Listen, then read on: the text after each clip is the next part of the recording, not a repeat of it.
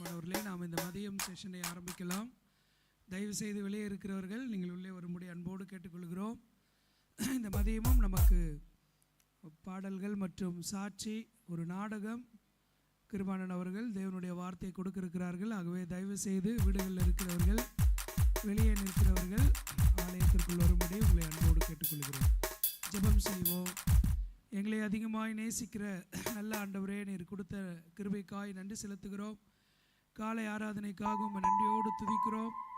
இந்த மதிய செஷனை உம்முடைய கரத்தில் ஒப்பு கொடுக்கிறோம். நீர் எங்களுக்கு கிருபை செய்தரலும்.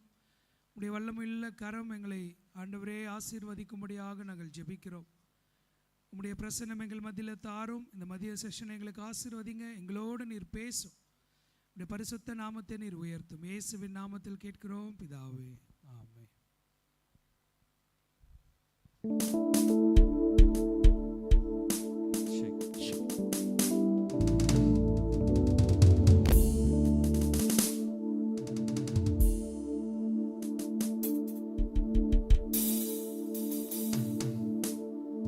Praise the Lord. எல்லாம் நல்லா சாப்பிட்டீங்களா?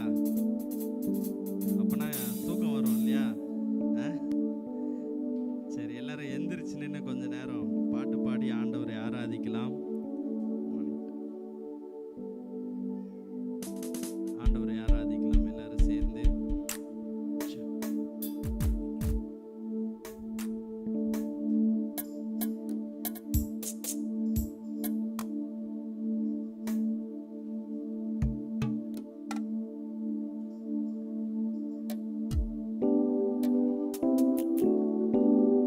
எந்தன் கண்மலையானவரே,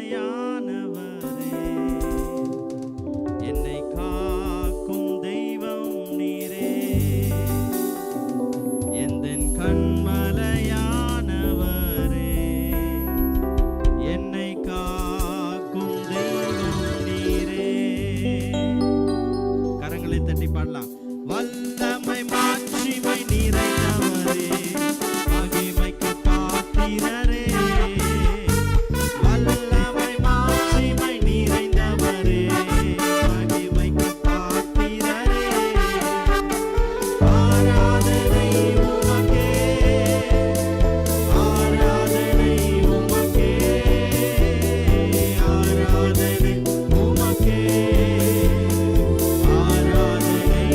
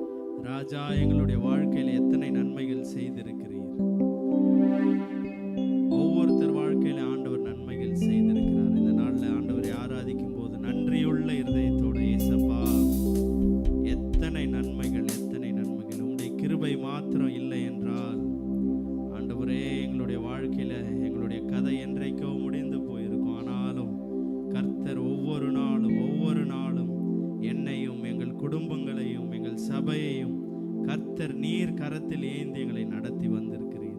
எத்தனையோ தேவைகளை நாங்கள் சந்திக்கும் போதெல்லாம் ஆண்டவரே உம்முடைய கிருபை எங்களோடு இருந்து நடத்தினதுக்காய் நன்றி செலுத்துகிறோம், நன்றி செலுத்துகிறோம், நன்றி செலுத்துகிறோம். எபினேசரே, இதுவரை நடத்தினீரே, உமக்கு நன்றி செலுத்துகிறோம். நல்ல எபினேசராய் என்னை நடத்தி வந்தீரே, நன்றி சொல்ல வார்த்தை இல்லையே.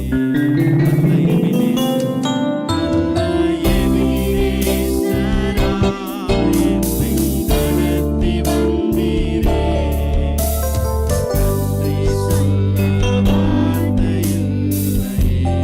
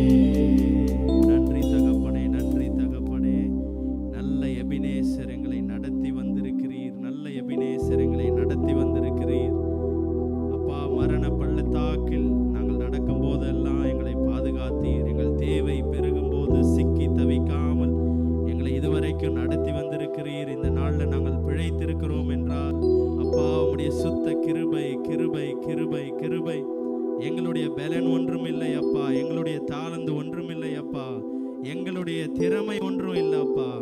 உம்முடைய கிருபை, கிருபை உமக்கு நன்றி செலுத்துகிறோம். நான் இல்லை, என் பலன் இல்லை, என் தாளந்து இல்லை, எல்லாம் கிருபை.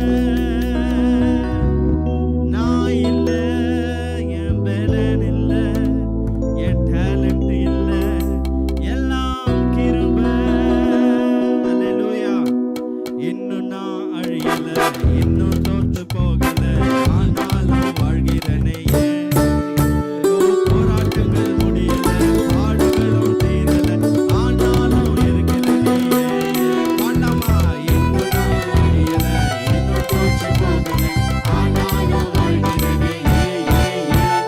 போராட்டங்கள் முடியல, பாடுகளும் தீரல, ஆனாலும்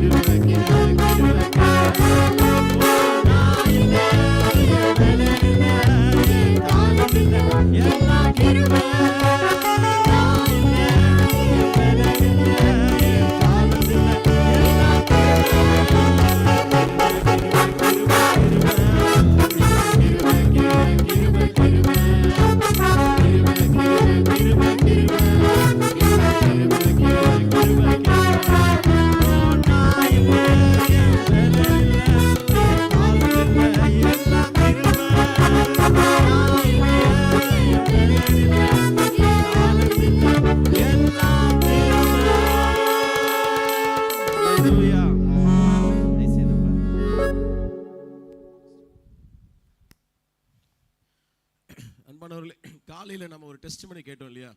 அவங்க பேர் என்னது? அவங்க பேர் என்னது? ஜான்சன். இப்போ மதியானம் நமக்கு அனுபவ சாட்சி, வாழ்க்கையில் மாற்றத்தை கொண்டு வந்தார் என்ற அனுபவ சாட்சியை கொண்டு வரும்போது அவங்களுடைய துணைவியார் சத்யா, சிஸ்டர் சத்யா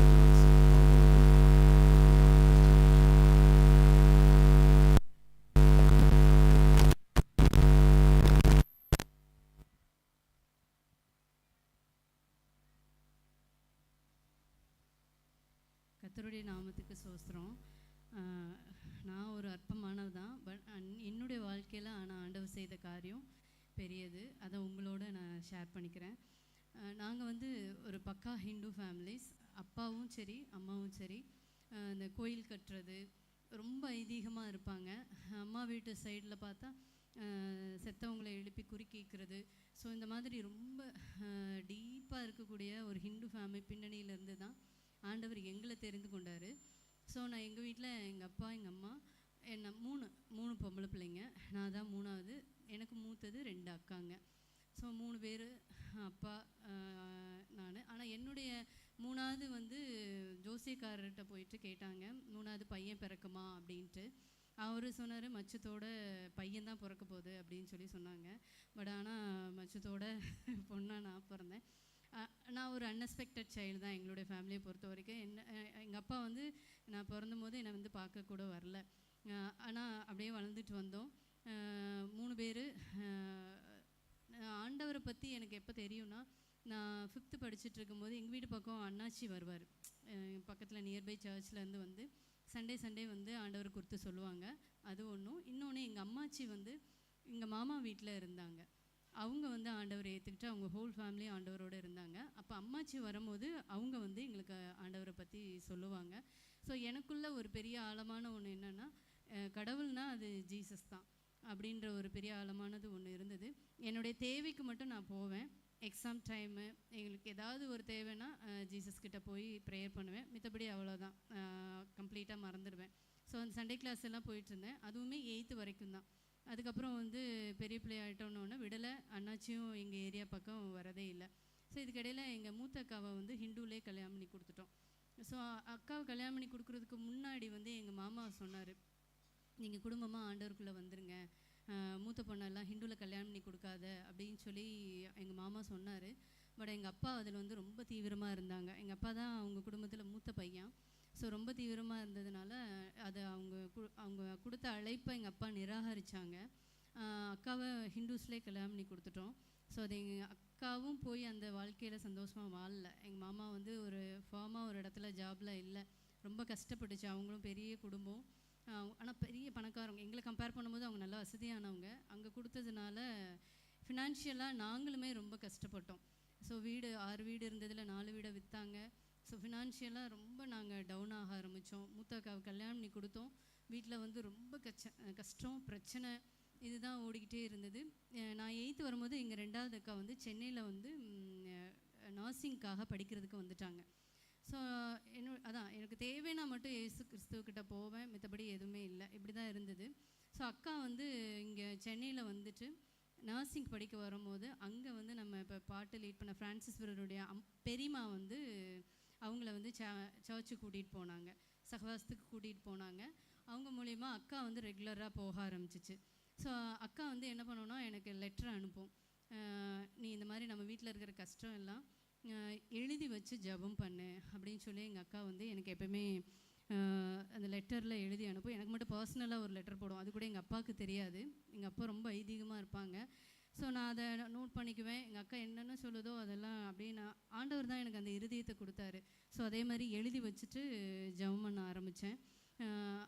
எங்கள் அம்மா எப்படின்னா, ஒரு சைடு ஜீசஸ் ஃபோட்டோவும் வச்சுக்குவாங்க, ஒரு சைடு எங்கள் அப்பாவை ப்ளீஸ் பண்ணணுன்றதுக்காக அந்த விக்கிரகத்துக்குரிய காரியங்கள் எல்லாமே பண்ணுவாங்க. ஸோ இப்படி தான் எங்கள் லைஃப் போயிட்டே இருந்தது. ரொம்ப கஷ்டத்துக்குள்ளே போயிட்டே இருந்தோம். ஆனாலுமே ஆண்டவர் எங்களை வந்து அந்த கஷ்டத்துலேயும், எங்கள் அப்பாவோட சொந்தங்கள் எல்லாம் எங்களை விட்டு போயிட்டாங்க, எங்கள் அம்மாவோட ரிலேட்டிவ்ஸும் சரி. அதுக்கு முன்னாடி வரைக்கும் எங்கள் அப்பா தான் அந்த ஹெட் ஆஃப் த ஃபேமிலி மாதிரி, எதுனாலும் எங்கள் அப்பாட்ட கேட்டு தான் பண்ணுவாங்க.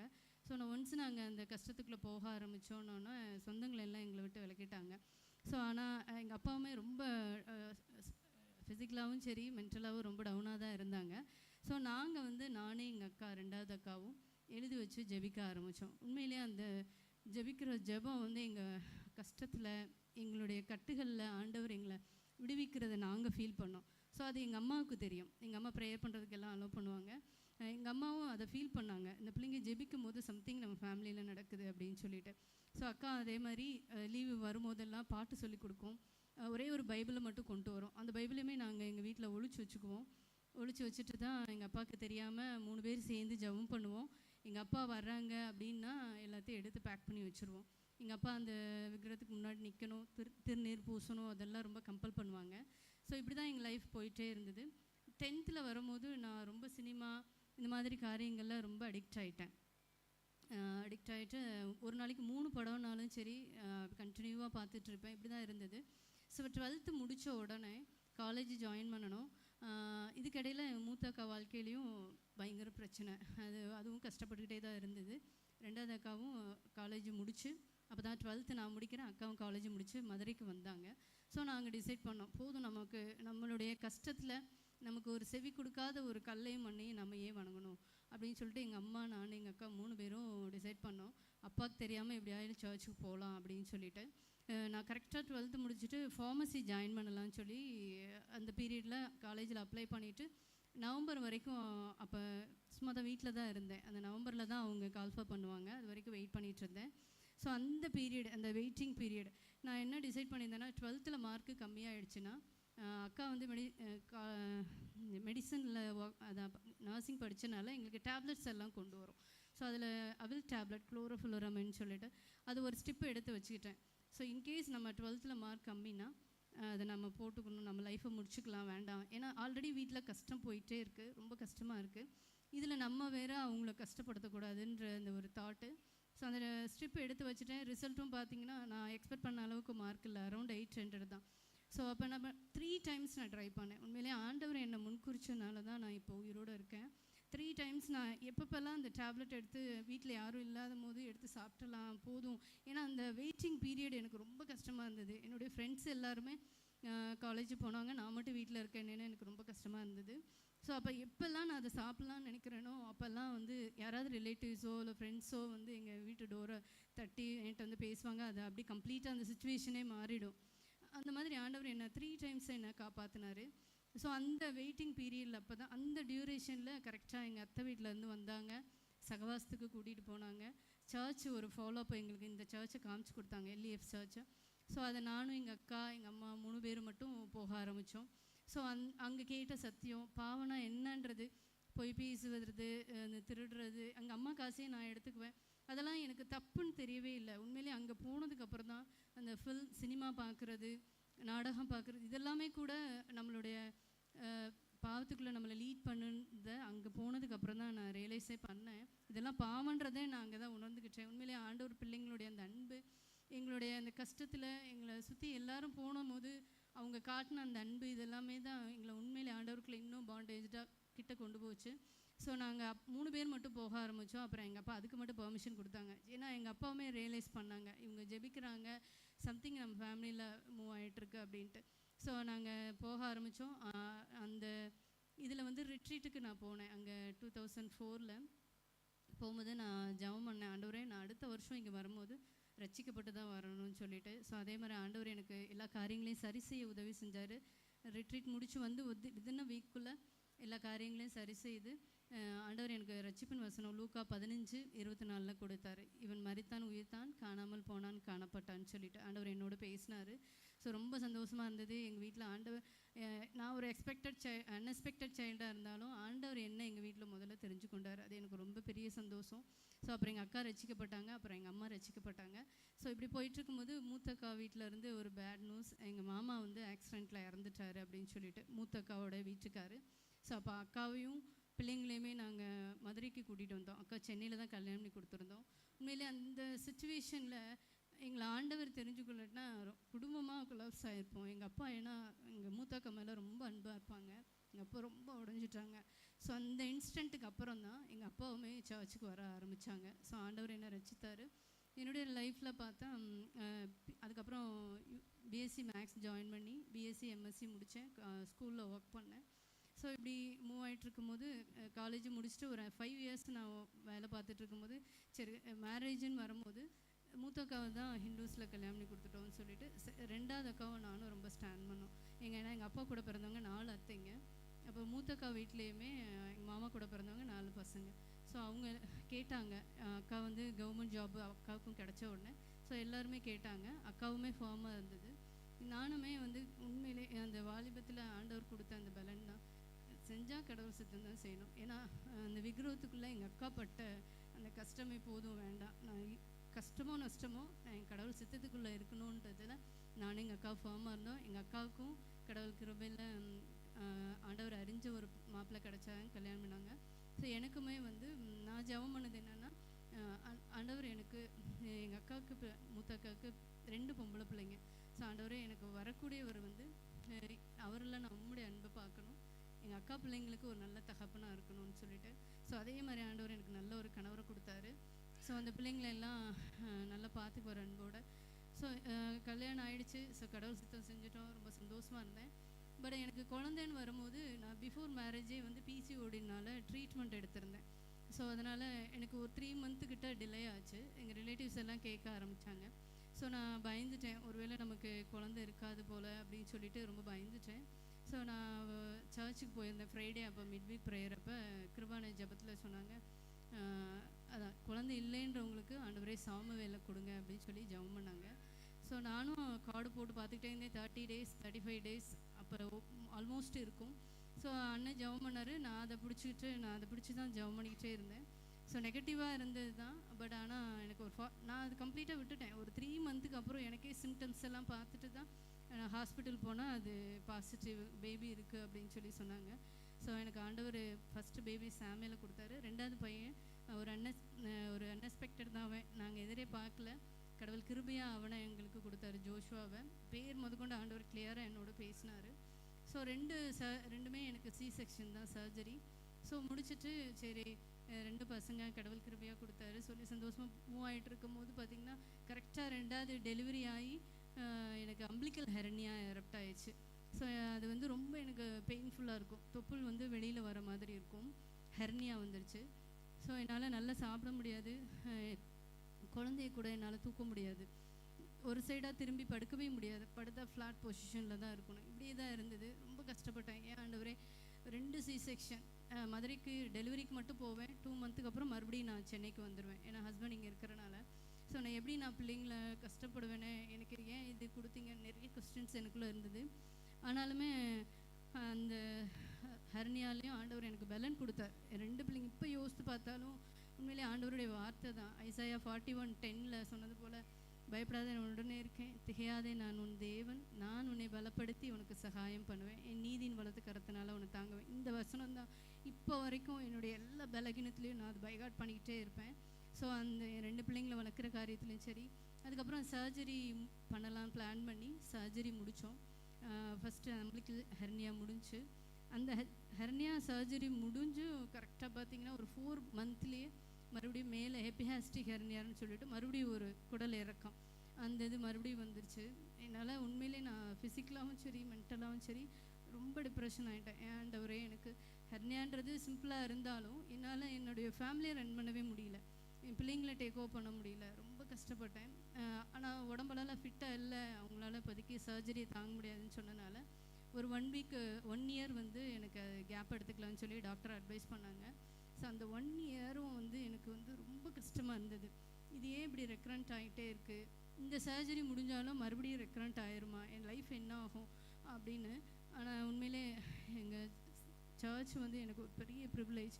ஆண்டவருடைய வார்த்தை, ஆண்டவர் பிள்ளைங்களுடைய கைடன்ஸ், உண்மையிலே நான் அந்த 1 year கடந்து வர ஆண்டவர் உதவி செய்தார். அதுக்கப்புறம் அந்த சர்ஜரி கடவுள் கிருபையில் இந்த கோவிட் டைமில் ஒரு 5 month எனக்கு ஆண்டவர், அந்த டைமில் நான் மதுரைக்கு போயிட்டு என் பெரிய பையன் ஸ்கூலில் சேர்ந்துருந்தான். அப்போ அந்த டைமில் நல்லா ரெஸ்ட் பண்ணிவிட்டு சர்ஜரி எல்லாம் முடிச்சுட்டு வர ஆண்டவர் உதவி செஞ்சார்.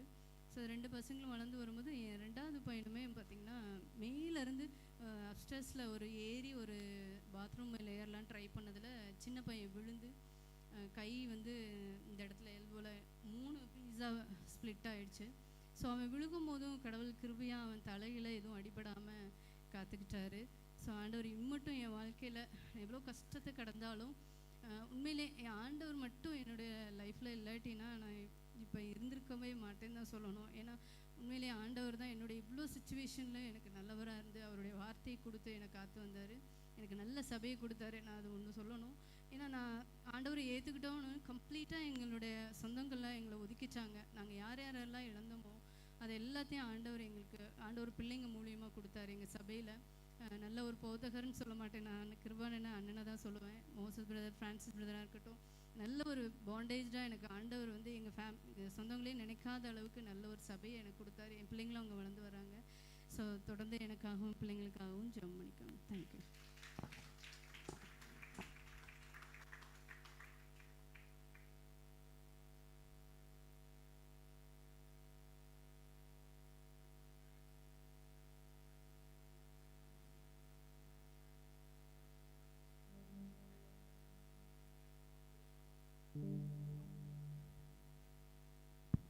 சரி சரி, ஸ்கிட்டுக்கு முன்னாடி ஒரே ஒரு பாடல். இயேசு ராஜா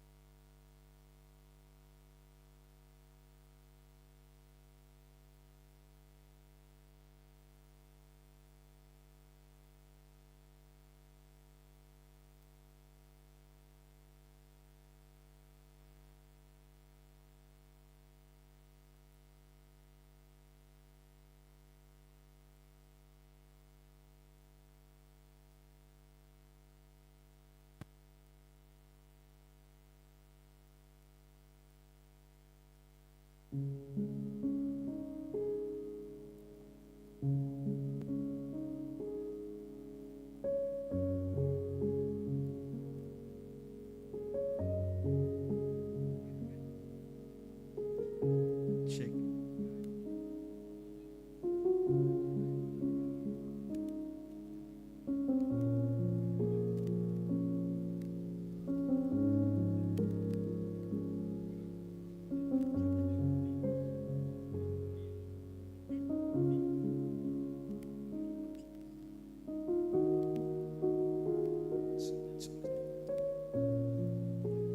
நல்லா அழகா மேக்கப் பண்ணி விட்டு இந்த விக்டர் குட்டி எங்க போயிட்டான்?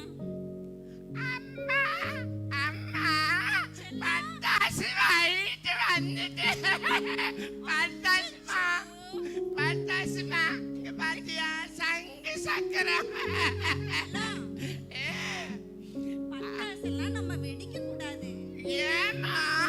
நமக்கு வந்து கிறிஸ்மஸ் தாப்பா. விக்டர், நான் சொல்றத கேளுப்பா. என்ன அழகா மேக்கப் பண்ணி விட்டுருக்கிறேன். ஆமாமா, எல்லாரும் சூப்பரா இருக்கு, சூப்பரா ஆமாப்பா. ஆமாமா.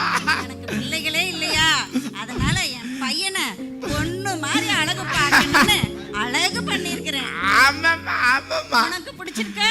ஆமாமா, எனக்கு ரொம்ப ரொம்ப டேய். பிடிச்சிருக்குப்பா. அப்பா, டேய் தள்ளிப்படா. டேய் என்னடி கொஞ்சமா அறிவு இருக்காடி? என்னங்க? நல்லா இவ்வளவு பெரிய எருமாடு பெத்து வச்சுட்டு இப்படி பண்ணி வச்சுட்டு கொஞ்சிட்டு இருக்க. ஏங்க குழந்தைங்க, குழந்தையா? இவ்வளவு பெரிய எருமாடு குழந்தை இருக்க. ஏங்க டேய் என் முன்னாடி என் பையனுக்கு எருமாடு சொல்லாதீங்க. எனக்கு ஐயோ இது கோவம் வரும். கண்ணுக்குட்டின்னு சொல்லுவாங்க. டேய் இங்க வாடா. அப்படியே மூச்சு அப்படி வைக்காதடா. இப்படி வர இங்க வாடா. அப்பா, என் குழந்தைய பசிக்குதுப்பா. அடிக்காதீங்க. பசிக்குதா? அம்மா, என்னப்பா? சாப்பாடு போட்டு அதுல பருப்பு குழம்பு ஊத்தி ஆ. நெய் ஊத்தி பேசிட்டு தெரியாமா? அப்படியே குச்சி வச்சு குத்துவாங்கடா. இங்க வாடா எருமாடு. இங்க வாடா. ஏன் ஏன்டா? என் குழந்தைய அப்படி சொல்றீங்க? உனக்கு கொஞ்சமாவது மனசாட்சி இருக்கா இல்லையா? குழந்தை பசிக்குதுன்னு கேக்குது. டேய் குடுத்து தாண்டி இவ்வளவு பெருசாக்கி வச்சிருக்க. எப்படி நிக்கிறான் பாரு. எவ்வளவு அப்பா, பெருசானாலும் பொய் எனக்கு என் சொல்லலப்பா. குழந்தை டேய் தானே. எனக்கு 50 வயசுல வருதுடா, உனக்கு 15 வயசுல வந்துருடா. எருமா மாடு. அடிக்கிறான்டா. ஐயோ அடிக்காதீங்க, எனக்கு மனசு ரொம்ப கஷ்டமா இருக்குது. இங்க பாரு பையன் தானே? ஆமாங்க. பையன் தானே? ஆமா. இது என்னடி? இது என்ன கோலம்? என்ன அழகா இருக்குது. அழகா இருக்கா? ஆ. ஐயோ அந்த பத்மா சிஸ்டர் எல்லாம் சூப்பரா அழகா மேக்கப் பண்ணிக்கிறீங்கன்னு இவ்வளவு டேய், புகழ்றாங்க. கொஞ்சம் நீங்க அமைதியா என்னமோ இரு. அசிங்கமா இருக்குதுங்கறீங்க. எனக்கு வெக்கமா இருக்குடி. ஆ. இது பாரு. அடிக்கிறான்பா. டேய் வாய் மூடுறோம். பாத்தியா? ப்ரோக்ரஸ் கார்டு பாத்தியா? என்ன நல்லா பாரு. இத பார்த்துட்டு உட்கார்ந்துட்டு இருக்கேன். என்னது? என்னது? கார்டு? ஏய், இது என்னோடது. குடு. அழகா சொல்றேன். எப்பா இது? இங்கிலீஷ்ல 42. 42. டேய் தமிழ்ல 44, 44. மேத்ஸ்ல 12, சயின்ஸ்ல 10, சோஷியல்ல 9. டேய் ஏன்டா மரத்தை வாங்குற? ஏன்டா நீ என்ன துறையாடா? வெறும் இங்கிலீஷ் இல்லாட்டி தமிழ் வெறும் மட்டும் அது மட்டும் தான் படிப்பியா? இல்லப்பா. என்ன இல்லப்பா? குசில் பேப்பர் டப்பா தப்பு. ஏத்திப்பா. ஏப்பா வேற புக்ல எடுத்தாங்க. வாட் பகம். கர்ம முச்சவே. அப்பா, இத வச்சு கொஞ்சிட்டு இருக்கா இவனே. அப்பா, என்ன- அப்பா, என்னப்பா? டேய் அப்பா நீட்டு இருக்காங்க. ஒழுங்கா படிப்பியா? தலகி பிள்ளைகளை கண்டிக்கும் போது நீ நடுவுல வராத. நீ போ போ நீ போ. நீ அம்மா, போ. அம்மாவை அடிக்காத. டேய், போடா. அப்பா, அம்மாவை அடிக்கிற அதே சாக்குல தப்பு. என்ன அம்மா அடிப்பண்டா. அம்மா அடிப்பண்டா. அறிவோட்டோட. அம்மா இந்தாம்மா, அவனை அடிமா, அவனை அடிமா. நான் இருக்கப்பா, அடிமா. நல்ல குடும்பம் இருந்துச்சு. அடிமா. பாத்தியா, பயந்துட்டு கை வச்சீங்க, ஓடுறான். எனக்கு மகா கோவம் வரும். அருமா. இல்ல செல்லம், அழிக்குதுமா. இனிமேல் நான் பாத்துக்கிறப்பா. பருப்பு சாதமா, நெய் ஊத்திமா, பேசு கொடுமா. டேய் ஓகே, உனக்கு போடா, தரப்பா. போடா. இல்லாமலா? இங்க பாரு. பையன் அடிக்கும் போது நடுவுல பேசாத. இரு கால் வருது. ஹலோ சார் வந்துடுறேன் சார். நான் 3rd ஃப்ளோர்ல இருக்கேன் சார். அடடா, வீட்ல இருந்துட்டு அம்மா, நம்ம சார் நான் வந்துடுறேன் சார். 5 மினிட்ஸ்ல வந்துடுறேன் தேர்ட் சார். ஃப்ளோர்ல இருக்கிற அவ்வளவு போய் புடுங்கறாரு பாரு. அம்மா, நம்ம ஓட்டு வீட்டுல தானே இருக்கோம். வந்துடுறேன் சார். டேய் போடா. தேர்ட் ஃப்ளோருங்கிறாரு. வாயில வர்றதெல்லாம் பொய். பொய். ஐயோ தப்புமா, சண்டையில சொல்லிருக்காப்பா. அது உங்க டாடிக்கு ஒண்ணும் தெரியாது. வா உடஞ்சு போச்சுமா.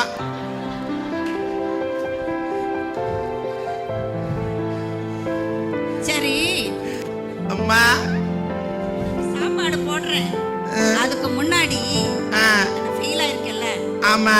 யாக்கோபு 1:5 என்ன போட்டிருக்குது? என்ன போட்டிருக்கே? படிக்கிறது இல்லையா? பைபிள் எடு. போச்சுப்பா. பைபிள் எடு. பைபிளா? முட்டி போடு. முட்டி போடுமா? ஆமா. வலிக்குமா? முட்டி போடு. சரி பைபிள் படி. அப்பாவே பரவாயில்ல போ. ஒருவன் ஞானத்துல குறைவுள்ளவனா இருந்தா தேவனிடத்தில் கேட்க கடவன் இருக்கு, சம்பூர்ணமா தருவாரு. புரியுதா? இருக்கம்மா. சயின்ஸ் சோசியல் ஃபெயில் ஆகவே மாட்டேன். அப்படியா? ஆமா.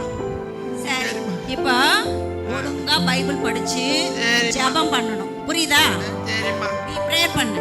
கர்த்தரின் மேய்ப்பராய் இருக்கிறார். இங்க பாரு, என்ன டிஸ்டர்ப் பண்ண கூடாது. சரிம்மா. நானு சீரியல் பார்க்கணும். டைம் ஆயிடுச்சு. ஐயோ உங்க அப்பா கூட உங்களோட பேசி பேசி என்னோட சீரியல் டைமை வேஸ்ட் பண்ணிட்டீங்க. நான் ஜெபம் பண்ணுமாமா? நீ ஜெபம் பண்ணி பைபிள் படிக்கணும். இங்க பாரு, சத்தம் போடக்கூடாது. சரிம்மா. நான் சீரியல் பார்க்குற போது எனக்கு டிஸ்டர்ப் பண்ணக்கூடாது. புரியுதா? சரிம்மா. நான் ஜெபம் பண்ண.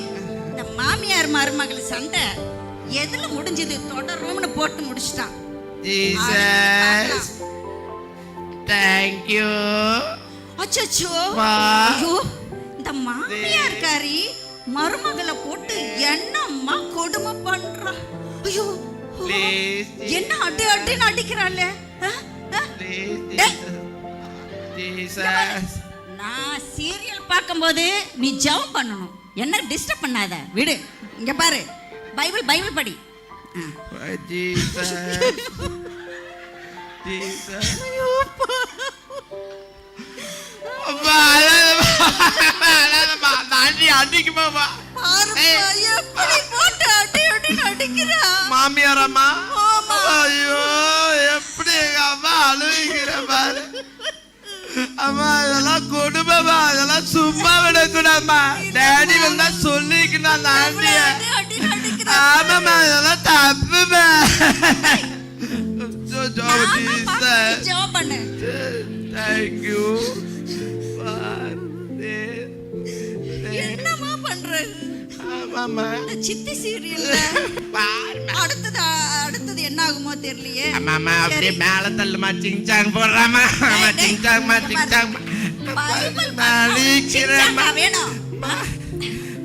அம்மா டைம் ஆச்சுன்னு நினைக்கிறேம்மா. சரி சரி நம்ம ஷாப்பிங் போலாமா? ஷாப்பிங்கா? அம்மா எனக்கு இன்னொரு டவுசன் எடுத்துக்கிடுமா. இது அழகா இருக்குமா. சரிப்பா, உனக்கு இல்லாததா? வா. அம்மா அந்த சித்தி சீரியல் அதுவா? அது நைட்டு அடுத்தது போடுவாங்க. மறுபடியும் பண்ணுவாங்க. நைட்டா? ஆமா. அப்பா இருப்பாரு. அப்பா இருந்தா சமாளிச்சுக்கலாம். வா. சரிப்பா. சரிம்மா வாமா வாமா ஷாப்பிங் வாமா போலாம். வாமா.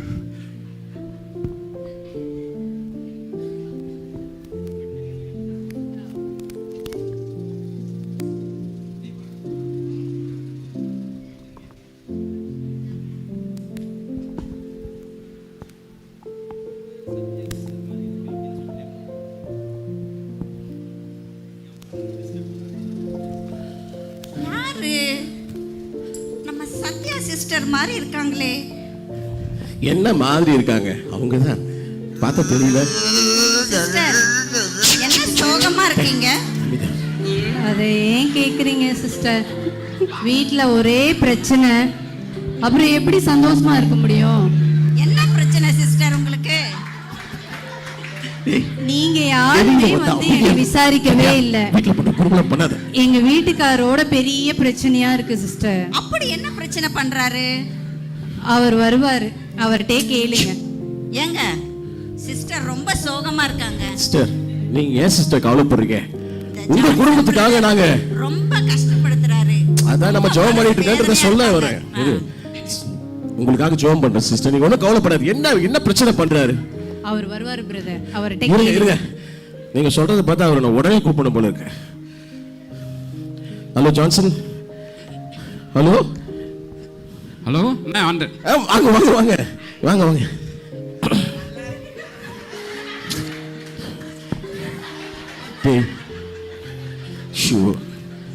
பிரதர் இங்க வாங்க பிரதர். அண்ணா வணக்கம். எப்படி இருக்கீங்க? நான் நல்லா இருக்கேண்ணே, ஒன்றும் பிரச்சனை இல்லை. ஒன்றும் பிரச்சனை இல்லை நீங்க சொல்றீங்க. சொல்லுங்க எல்லாத்தையும். சிஸ்டர் சொல்றாங்க அவ்வளவு பிரச்சனை. பிரதர் நம்மளாம் கிறிஸ்துவங்க. உங்க பேர் ஜான்சன், என் பேர் ஜான். நம்மளாம் கிறிஸ்துவ பிள்ளைங்க, விசுவாசிங்க. வீட்டுல சண்டை நடக்கவே கூடாது பிரதர். நீங்க சிஸ்டர் கவலைப்படுறத பார்த்தா. பிரதர் சிஸ்டர் உங்க பேர் சத்யா. முதல்ல நான் சொல்றத கொஞ்சம் கேளுங்க. நீங்க ஏன் இப்படி வீட்ல சண்டை போடுறீங்க? ஜாய்ஸ் ஒரு நிமிஷம் பிரதர் பேசுறாரு. சொல்லுங்க. நான் சொல்றத முதல்ல கேளுங்க. சொல்லுங்க சொல்லுங்க சொல்லுங்க பிரதர். பசங்க படிக்கல, ஒரு மார்க் எடுக்கல, எல்லா சப்ஜெக்டும் ஃபெயில். எல்லாத்தையும் நான் வந்து கேட்க வந்தா அவங்கள கண்டிக்கவே கூடாதான், அவங்கள போய் எதுவும் நான் படிக்க கூடாதான். அண்ணா நீங்களே சொல்லுங்க பிரதர். ஏதோ கண்டிச்சா பரவாயில்ல, மாஸ்டிக் எடுக்கிறது, அடிக்கிறது, இதெல்லாமா பண்ணுவாங்க? இதெல்லாம் ஒரு கிறிஸ்தவ குடும்பத்துல இதெல்லாம் பண்ணலாமா சிஸ்டர்? நீங்களே சொல்லுங்க சிஸ்டர். அப்படியெல்லாம் அடிக்க கூடாது சிஸ்டர். நீங்களும் யாருமே வந்து என்னை விசாரிக்கவே இல்ல. இல்ல குறுக்க பேசலாமா? இவங்க வந்து குறுக்க வர பேசிருக்காங்க போல இருக்கு. அதான் கரெக்ட். இது பசங்களை அடிக்க போறேன்னா இவங்க குறுக்க வந்து டிஸ்டர்ப் பண்றாங்க. அவங்க இருக்கும்போது நான் அடிக்க கூடாது. உரிமை கிடையாது. சிஸ்டர் சொல்லி டிஸ்டர்ப் பண்ண கூடாது சொல்லு. பிள்ளைங்க முன்னாடி பண்றீங்க, பண்ண கூடாது சிஸ்டர். அப்படியெல்லாம் பண்ண கூடாது பிரதர். சிஸ்டர். பிரதர் நான் ஒண்ணே ஒன்னு சொல்றேன். அப்பா வந்து பையனை கண்டிக்கணும். Correct sister. சொல்லுங்க சிஸ்டர். இல்ல அதத்தான் நானும் சொல்றேன். கண்டிச்சா பரவாயில்ல, மாஸ்டிக் எல்லாம் வச்சு அடிக்கலாமா? ரொம்ப தப்பு பிரதர். இந்த காலத்துல பிள்ளைகளை கை வச்சு அடிக்கவே கூடாது பிரதர். நாளா என் பிள்ளை தொட்டதே கிடையாது. அது ரொம்ப ரஃப்பா நீங்க மாப் ஸ்டிக்ல வச்சு அடிச்சிருக்கீங்க. அதெல்லாம் பண்ண கூடாது பிரதர். பிள்ளை அடிச்சா பரவாயில்ல, என்னையும் மனைவி ஒரே சரீரம் பிரதர். நம்ம பாண்டும் அப்படிலாம் நீங்க பண்ண கூடாது பிரதர். அதனால பரவாயில்ல பிரதர், கை வைக்க கூடாது. அவங்க ஆரம்பிக்கிறாங்க பாருங்க சீரியல். அப்படியே ஹோல் டே மார்னிங் வந்து அப்படியே நைட் வரைக்கும் ஃபுல்லா சீரியல் தான். சீரியல் அது பசங்க முன்னாடி. நீங்க கேளுங்க சிஸ்டர், நீங்க சொல்லுங்க. ஒரே சீரியல். நம்ம கிறிஸ்டியன்ஸ் சர்ச்சுக்கு போறோம், சினிமா சீரியல் எல்லாம் பார்க்கலாமா? Correct sister. என்ன தப்பு சிஸ்டர், நீங்க பண்றது பயங்கர மோசம். கரெக்ட். அது எங்க பசங்க முன்னாடி பண்றாங்க. சாட்சியே கட்டு போகுது சிஸ்டர். சொல்லுங்க. இவர் சாட்சியை பத்தி இவர் சொல்றாரு பிரதர். வீட்ல தான் இருப்பார் பிரதர். அவங்க மேனேஜர் ஃபோன் பண்ணார், என்ன சொல்லுவாருன்னு கேளுங்க. பிள்ளைங்க முன்னாடி நான் 4th ஃப்ளோர்ல இருக்கேன் சார், வந்துகிட்டே இருக்கேன் சார். அப்படி வீட்ல இருந்துட்டு பொய் சொல்ல கூடாது பிரதர். இப்படி எல்லாம் நம்ம பொய்யே சொல்ல கூடாது பிரதர். உயிரே போனாலும் பொய் சொல்லவே கூடாது. பொய் சொல்ல கூடாதுன்னு பைபிள்ல அது பிள்ளைங்க முன்னாடி சொல்றாரு. அச்சச்சோ, பிள்ளைங்க முன்னாடி பண்ணவே கூடாது. நம்ம வந்து எப்படி எல்லாம் இருக்க கூடாதோ அப்படி எல்லாம் இந்த குடும்பத்துல இருக்கறாங்க. சிஸ்டர் உங்களுக்காக ஜெபம் பண்ணுங்க. எங்களுக்காக ஜெபம் பண்ணுங்க பிரதர். நீங்க முட்டி போடுங்க பிரதர். நீங்க முட்டி போடுங்க. ரோடா இருந்தாலும் பரவாயில்ல, நான் உங்களுக்காக நின்னே ஜெபம் பண்றேன். எனக்கு கொஞ்சம் முட்டி போட முடியாது. அன்புள்ள ஆண்டவரே, முட்டி போடு. இந்த குடும்பத்திற்காக நாங்கள் ஜெபிக்கிறோம். சகோதரர் ஜான்சன் அவர்களையும் சத்யா அவர்களையும் உம்முடைய பாதத்தில் வைக்கிறோம் சுவாமி. சாட்சியுள்ள குடும்பமாக, எங்க குடும்பத்தை போல ஒரு சாட்சியுள்ள குடும்பமாக ஆண்டவரே, பொய் சொல்லாதபடி, மனைவி அடிக்காதபடி, பிள்ளையை கண்டிக்காதபடி, தகப்பனே சீரியல் டிவி போன்ற அசுத்தங்களை பார்க்காதபடி என் தேவன் தாமே அனுக்கிரகம் செய்ய வேண்டும் என்று கெஞ்சுகிறோம் சுவாமி. பிதாவே உதவி செய்யும், உதவி செய்யும். ஆமென். Thank you brother. Thank you. இந்த ஜெபம் மட்டும் இல்ல, தொடர்ந்து உங்களுக்காக ஜெபம் பண்ணிக்கிறோம். Thank you. Uncle bye. டேய் பா என்னப்பா நடக்குது? என்னப்பா நடக்குது? டேய் நான் பைத்தியமா? என்ன ஒண்ணுமே புரியலையே. டேய் ஒண்ணுமே புரியலையா? புரியலப்பா. நீங்க 2 பேரும் சண்டை போட்டுக்கிறீங்க, அந்த ஆண்டி சண்டை போட வேணாங்கிறீங்க. ஒண்ணுமே புரியலப்பா. நீங்க உங்க ஆபீஸ்ல 4th ஃப்ளோர்ல இருக்கேன்றீங்க, ஓட்டு வீட்டுல இருக்கிறோம், பொய் சொல்றீங்க. இந்த உலகத்துல இருக்கும்போது அப்படிதான் சமாளிச்சாகணும். ஒரு நிமிஷம். டேய் இந்த கொடுமை போட்ட சீரியல் பாக்குறாங்க அந்த ஆண்டியை பார்க்க வேண்டாம் சொல்றியே. இப்பெல்லாம் சொல்லக்கூடாது. நான் ஒரு டைலாக் சொல்றேன். டேய் தம்பி, இதெல்லாம் உனக்கு இப்ப புரியாது. வீட்டுக்கு வா, உனக்கு எல்லாம் புரியும். சரியா? வெளியில வந்து என்ன பண்ண கூடாதுன்றோ அத பண்ணிட்டு இருக்கேன். வாடி. வா வா வா. நான் சாதாரண ஆளே இல்லடா. நான் சாதாரண ஆளே இல்ல.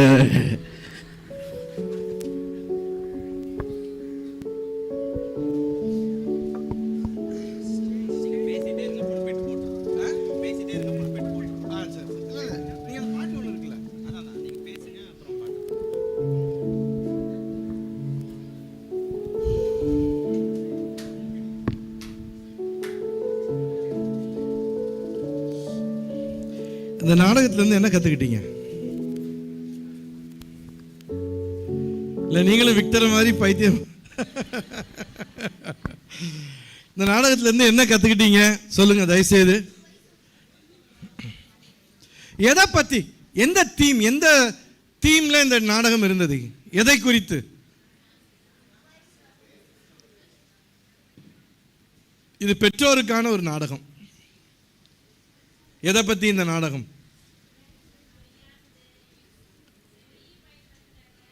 பேரண்டிங் பத்தி. பிள்ளைகளை எப்படி வளர்க்கிறது அல்லது பிள்ளைகளை எப்படி வளர்க்க கூடாது, அதை பத்தி தான் இந்த நாடகத்தினுடைய தலைப்பு.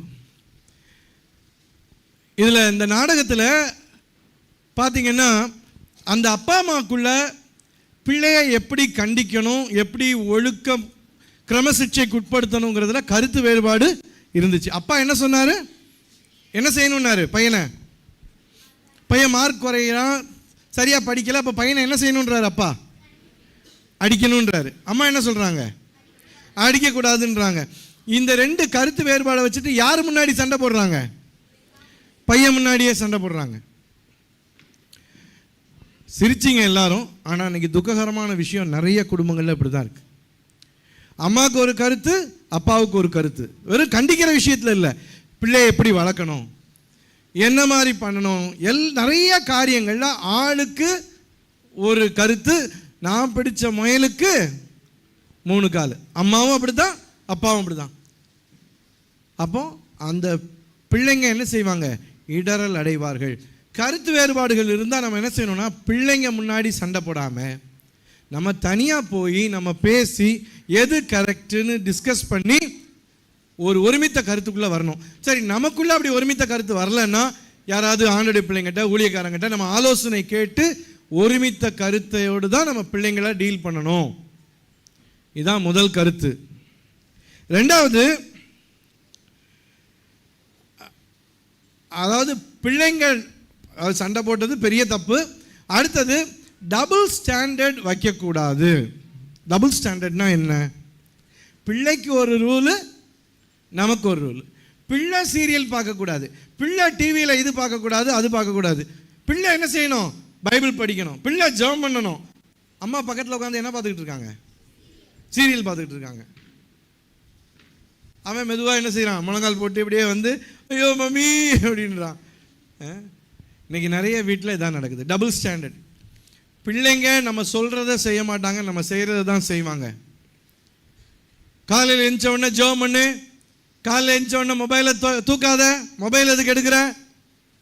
ஆனால் நம்ம எழுந்த உடனே என்ன செய்கிறோம்? ஒரு வேளை சில சமயம் நீங்கள் ஏதோ சில மெசேஜ் அனுப்புகிறீங்க, ரெகுலராக எல்லாருக்கும் சில காரியங்கள் பிள்ளைங்களுக்கு கன்வின்ஸ் எக்ஸ்பிளைன் பண்ணுங்கள். இந்தந்த காரியத்துக்காக நான் கொஞ்சம் நேரம் காலையில் யூஸ் பண்ணுறேன், ஸோ இது என்னுடைய இந்த ஊழியத்துக்காக, மற்றபடி நான் காலையில் எழுந்த உடனே இதை யூஸ் பண்ணுறது இல்லை அப்படிங்கிறத பிள்ளைக்கு சொல்லணும். நம்ம பிள்ளைங்களுக்கு ஒரு அளவு, நமக்கு ஒரு அளவுன்னு வச்சோன்னா பிள்ளைங்க கெட்டு போயிடுவாங்க. அப்புறம் இன்னொரு மிகப்பெரிய கொடுமை, மயங்கியே விழுந்துட்டான் விக்டர். எதில்? மாய்மாலம். Double life. டபுள் ஸ்டாண்டர்டுங்கிறது பிள்ளைக்கு ஒரு லெவல், நமக்கு ஒரு லெவல். பிள்ளைக்கு ஒரு ஸ்டாண்டர்ட், நமக்கு ஒரு ஸ்டாண்டர்ட். ஆனால் டபுள் லைஃப்னா வெளியே ஒரு மாதிரி வாழ்க்கை, வீட்டுக்குள்ளே ஒரு மாதிரி வாழ்க்கை. வெளியே ஆச்சு ஐயரும் சேர்ந்து ஐயோ சண்டை போடலாமா, ஐயோ பையனை அப்படி அடிக்கலாமா, ஹஸ்பண்டு பேசுனா நீங்கள் குறுக்க வரலாமா, ஆனால் அவங்க வீட்டில் என்ன பண்ணுறாங்க? அதை தான் செய்கிறாங்க. பையனை இதையும் அதையும் வச்சு அவர் அடிக்கிறாரு. ஆனால் அடுத்தவங்ககிட்ட என்ன சொல்கிறாரு? அடிக்காதீங்க, அடிக்காது, அப்படிலாம் அடிக்கக்கூடாது. அப்புறம் ஜான்சன் என்ன சொன்னார்? பொய் சொல்லக்கூடாது, பிள்ளை முன்னாடி நீங்கள் எப்படி பொய் சொன்னீங்க? ஆனால் அவர் ஓட்டு வீட்டில் இருந்துட்டு என்ன சொல்கிறாரு? 3rd ஃப்ளோரில் இருக்கிறோன்னு சொன்னார். அன்பாங்களே, இன்னைக்கு நானும் வெஸ்லி என்ன டிஸ்கஸ் பண்ணும்போது சொன்னோம் இல்லையா, பிள்ளைகளை வளர்ப்பது நடுக்கத்துக்குரியது. ஏன்னா பிள்ளைங்க நம்மளை எப்பவும் பார்த்துக்கிட்டே இருக்காங்க. பெர்ஃபார்மன்ஸ் பண்ணிடலாம், மக்கள் முன்னாடி நடிச்சு காட்டிடலாம், பிள்ளைங்க முன்னாடி 24 மணி நேரமும் பிள்ளைங்க நம்மளை பார்த்துக்கிட்டு இருக்காங்க. சில நேரம் சொல்றோம், என்ன பாரு, அப்பா பாரு, அப்பா எப்படி செய்கிறேன் பாரு, அம்மா அம்மா எப்படி சமைக்கிறேன் பாரு, அம்மா எப்படி வீட்டை ஒதுங்க வைக்கிறேன் பாரு. அதெல்லாம் அவங்க பார்க்க மாட்டாங்க. நீங்கள் எதெல்லாம் பிள்ளைங்க பார்க்கக்கூடாதுன்னு நினச்சி செய்கிறீங்களோ அதெல்லாம் பிள்ளைங்க பார்த்துக்கிட்டு இருக்காங்க. உங்கள் வீட்டுக்காரரை எப்படி நீங்கள் நடத்துறீங்க, உங்கள் மனைவியை நீங்கள் எப்படி நடத்துறீங்க. அதனால் பிள்ளைங்க இடர்ல அடைந்து போவார்கள். அவங்களுக்கு பக்தியும் போயிடும், ஆண்டவர் மேலே இருக்கிற நம்பிக்கையும் போயிடும். மொத்தத்தில் சபைக்கு வரணுன்னே அவங்க தோணாது. அதனால் ஜாக்கிரதையாக இருப்போம். நல்லா சிரிக்க வச்சாங்க, நல்லா பேசினாங்க, ஆனால் மிகவும் சிந்திக்க வைக்கக்கூடிய ஒரு நாடகம். இன்றைக்கி அநேக குடும்பங்களில் இப்படி தான் இருக்கிறோம். பெற்றோர் பிள்ளைங்க அதனால் குழம்பி போகிறாங்க. எங்கள் அப்பா அம்மா என்ன நடிக்கிறாங்க, சர்ச்சில் ஒரு மாதிரி நடந்துக்கிறாங்க, ஆஃபீஸில் ஒரு மாதிரி நடந்துக்கிறாங்க, பாஸ்டர் முன்னாடி ஒரு மாதிரி நடந்துக்கிறாங்க, ஆனால் வீட்டில் அவங்க வண்டவாளம் தண்டவாளம்லாம் தெரியுது. அப்படிப்பட்ட ஒரு சூழ்நிலை வரக்கூடாது. ஸோ இந்த நாடகம் நிச்சயமாக மறக்காது உங்களுக்கு. விக்டர் உங்களுக்கு மறக்க மாட்டார் இன்னைக்கு. ஆனால் அந்த தீம், அந்த லெசன்ஸ் கற்றுக்கோங்க, பாடங்களை கற்றுக்கொள்ளுங்கள். நம்ம பிள்ளைங்க வாட்ச் பண்ணிகிட்டே இருக்காங்க, அவங்க இடரில் அடையக்கூடாது. நான் இது 3வது தடவையாக அந்த வசனத்தை சொல்கிறேன். இந்த சீரியல் ஒருவனுக்கு இடரல் உண்டாக்குறவன் கழுத்தில் எந்திரக்கல்லை கட்டி சமுத்திரத்தின் ஆழத்தில் போடுகிறது அவனுக்கு நலமாக இருக்கும். அப்படின்னா அதை விட கொடுமையான ஒரு ஜட்ஜ்மெண்ட் தான் ஆண்டவர் கொடுக்க போகிறார். ஓகே,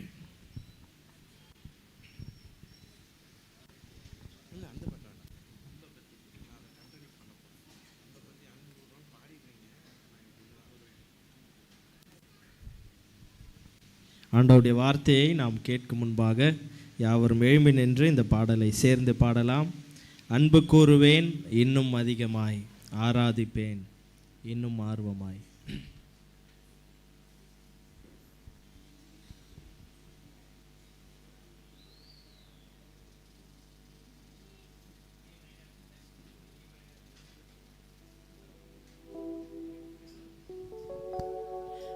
அன்பு கூறுவேன் இன்னும் அதிகமாய், ஆராதிப்பேன் இன்னும் ஆர்வமாய். அன்பு கூறுவேன் இன்னும் அதிகமாய், ஆராதிப்பேன் இன்னும் ஆர்வமாய். உம்மை முழு உள்ளத்தோடு ஆராதிப்பேன், முழு பலத்தோடு அன்பு கூறுவேன். ஆராதனை ஆராதனை ஆராதனை ஆராதனை ஆராதனை ஆராதனை ஆராதனை ஆராதனை. எபினேசரே எபினேசரே, இதுவரையில் உதவி நீரே. எபினேசரே எபினேசரே, இதுவரையில் உதவி நீரே. இதுவரையில் உதவி நீரே. உம்மை முழு உள்ளத்தோடு ஆராதிப்பேன், முழு பலத்தோடு அன்பு கூறுவேன். ஆராதனை ஆராதனை ஆராதனை ஆராதனை ஆராதனை ஆராதனை ஆராதனை ஆராதனை. ஆண்டவரே, இந்த நேரத்துக்காய் நன்றி நன்றி செலுத்துகிறோம். இந்த நேரத்திலும் காலை முதல் மாலை வரை உம்முடைய பிரசன்னத்தை கொடுத்தீர். எத்தனையோ விலையேற பெற்ற பாடங்களை நாங்கள் பாடல்கள் மூலமாக, ஜெப நேரத்தில், சாட்சிகளின் மூலமாக, நாடகங்கள் மூலமாக, செய்தியின் மூலமாக எத்தனையோ பாடங்களை காலையிலிருந்து கற்றுக்கொண்டிருக்கிறோம். இப்பொழுது இந்த கடைசி பிரதான செய்திக்குள்ளாக நாங்கள் வந்திருக்கிறோம். எங்களுக்காக என்ன வைத்திருக்கிறீரோ அதை எங்கள் இருதயம் விளங்கி கொள்ளும்படியாக உம்முடைய கிருபையை தாரும். உம்முடைய ஊழியக்காரை வல்லமையாக உபயோகப்படுத்தி எங்களை ஆசீர்வதியும்.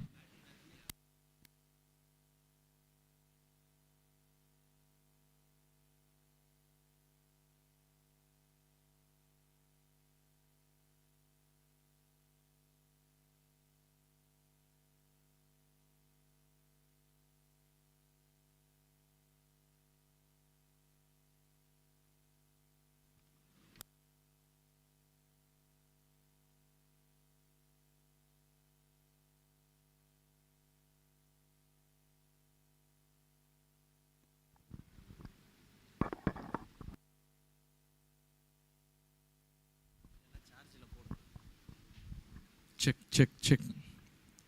சரி, அன்பானவர்களே, மீண்டும் ஒரு ரிட்ரீட் ஆண்டவர் நமக்கு கொடுத்துருக்கிறார். ஸோ ரிட்ரீட்டினுடைய கடைசி நேரத்துக்கு வந்திருக்கிறோம். இதுக்கப்புறம் நம்ம ஒரு சின்ன ஜெப நேரத்தை கொண்டிருப்போம். ஸோ இந்த செய்தியினுடைய தலைப்பு பிரிக்க முடியாதவை. இப்போ உங்களை யாரோ ஒரு ஊருக்கு கூப்பிட்டு போகிறாங்க. இதுதான் ஆக்ரா நகரம், ஆக்ரா ஊர் அப்படின்னு சொல்லி அந்த நகரம் முழுசும் சுற்றி காட்டுறாங்க. அது உண்மையிலே ஆக்ரா ஊராக இருந்தால் அந்த ஊரில் என்ன இருக்கும்? தாஜ்மஹால் இருக்கும். தாஜ்மஹால் இல்லைன்னா நீங்கள் சுற்றி சுற்றி பார்த்தாச்சு, ஊரை ஃபுல்லாக சுற்றியாச்சு, தாஜ்மஹால் இல்லை அப்படின்னா அது என்னது? ஆக்ரா இல்லை. சரி, இன்னொரு இடத்துக்கு உங்களை கூப்பிட்டு போகிறாங்க. இதுதான் திருநெல்வேலின்னு சொல்கிறாங்க. திருநெல்வேலி முழுசாக சுற்றி சுற்றி வாரீங்க. ஆனால் அங்கே என்ன இல்லை? என்ன அல்வா? இருட்டுக்கடை அல்வா. இருட்டுக்கடை அல்வாவும் இல்லை, சாந்தி ஸ்வீட்ஸ் அல்வாவும் இல்லை. அப்படின்னா என்ன அர்த்தம்? அது திருநெல்வேலி இல்லை. சரி, மெட்ராஸ்ன்னு சொல்லி உங்களை கூப்பிட்டு போகிறாங்க ஒரு இடத்துக்கு. வாங்க வாங்க மெட்ராஸ் சுற்றி காட்டுறேன், மெட்ராஸ் சுற்றி காட்டுறேன். ஃபுல்லாக சுற்றி பார்த்தாச்சு, என்ன இல்லை? மெரினா பீச் இல்லை. அப்படின்னா அது மெட்ராஸா? மெட்ராஸ் இல்லை. ஏன் மெட்ராஸையும் மெரினா பீச்சையும் என்ன செய்ய முடியாது? பிரிக்க முடியாது.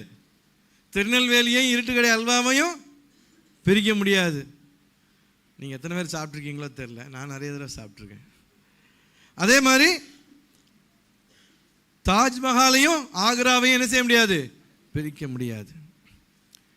அதே போல தான் அன்புங்கிற வார்த்தை இன்னைக்கு எல்லாத்துக்கும் சகஜமாக நம்ம யூஸ் பண்ணுற வார்த்தை.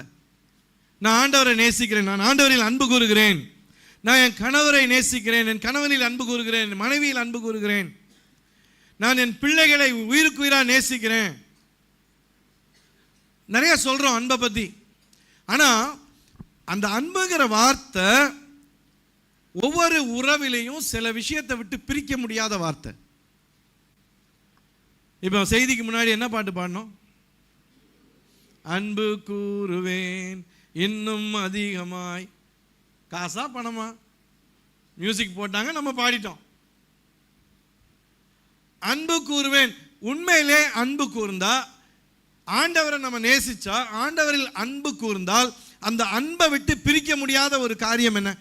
ஏசாமியே சொன்னார், ஒருவனில் என்னில் அன்பா இருந்தால் என்ன செய்வான்? ஞாபகம் இருக்கா? யோவான் 14 நீங்கள் என்னிடத்தில் அன்பா இருந்தால் என் கற்பனைகளை கை கொள்ளுங்கள். ஒபே பண்ணுங்க. அதாவது லவ் அண்ட் ஒபீடியன்ஸ். அன்பையும்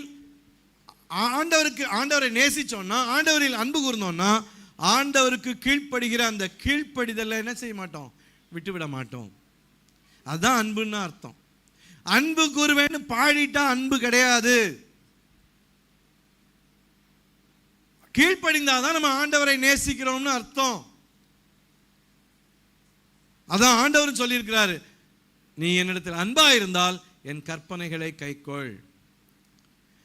உங்களுக்கு தெரியும், வெளிப்படுத்துகிற விசேஷத்தில் ஆண்டவர் இந்த 7 சபைகளை குறித்து சொல்லும்போது 4ஆம் வசனத்தில் சொல்றாரு, எபேசு சபையை குறித்து சொல்லும்போது, ஆனாலும் நீ ஆதியில் கொண்டிருந்த அன்பை விட்டா என்று உன் பேரில் எனக்கு குறை உண்டு. ஆகையால் நீ இந்த நிலைமையிலிருந்து விழுந்தா என்பதை நினைத்து மனம் திரும்பி ஆதியில் செய்த கிரியைகளை செய்.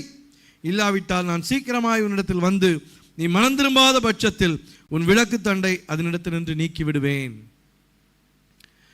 இங்கே ஆண்டவர் சொல்றாரு, நீ உன்கிட்ட நிறைய மெரிட்ஸ் இருக்கு, நிறைய காரியம் செய்யற, சரி, அதெல்லாம் எனக்கு சந்தோஷம். ஆனா உன் பேரில் எனக்கு ஒரு குறை உண்டு.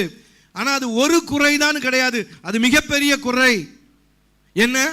நீ ஆதியில் கொண்டிருந்த அன்பை விட்டு விட்டாய். அப்படின்னா என்ன அர்த்தம்? நீ ஆதியில எனக்கு எப்படி கீழ்ப்படிஞ்ச, என் வார்த்தை நான் எவ்வளவு நடுங்கின, என்னுடைய பிரசனத்தை எவ்வளவு வாஞ்சித்த. ஆண்டோடைய வார்த்தை ஒரு காரியம் சொன்னா அதை மீறி நீ செய்ய மாட்ட. ஆனா இவ்வளவு நாட்கள் ஆன பிறகு நீ இப்ப என்ன ஆயிடுச்சு?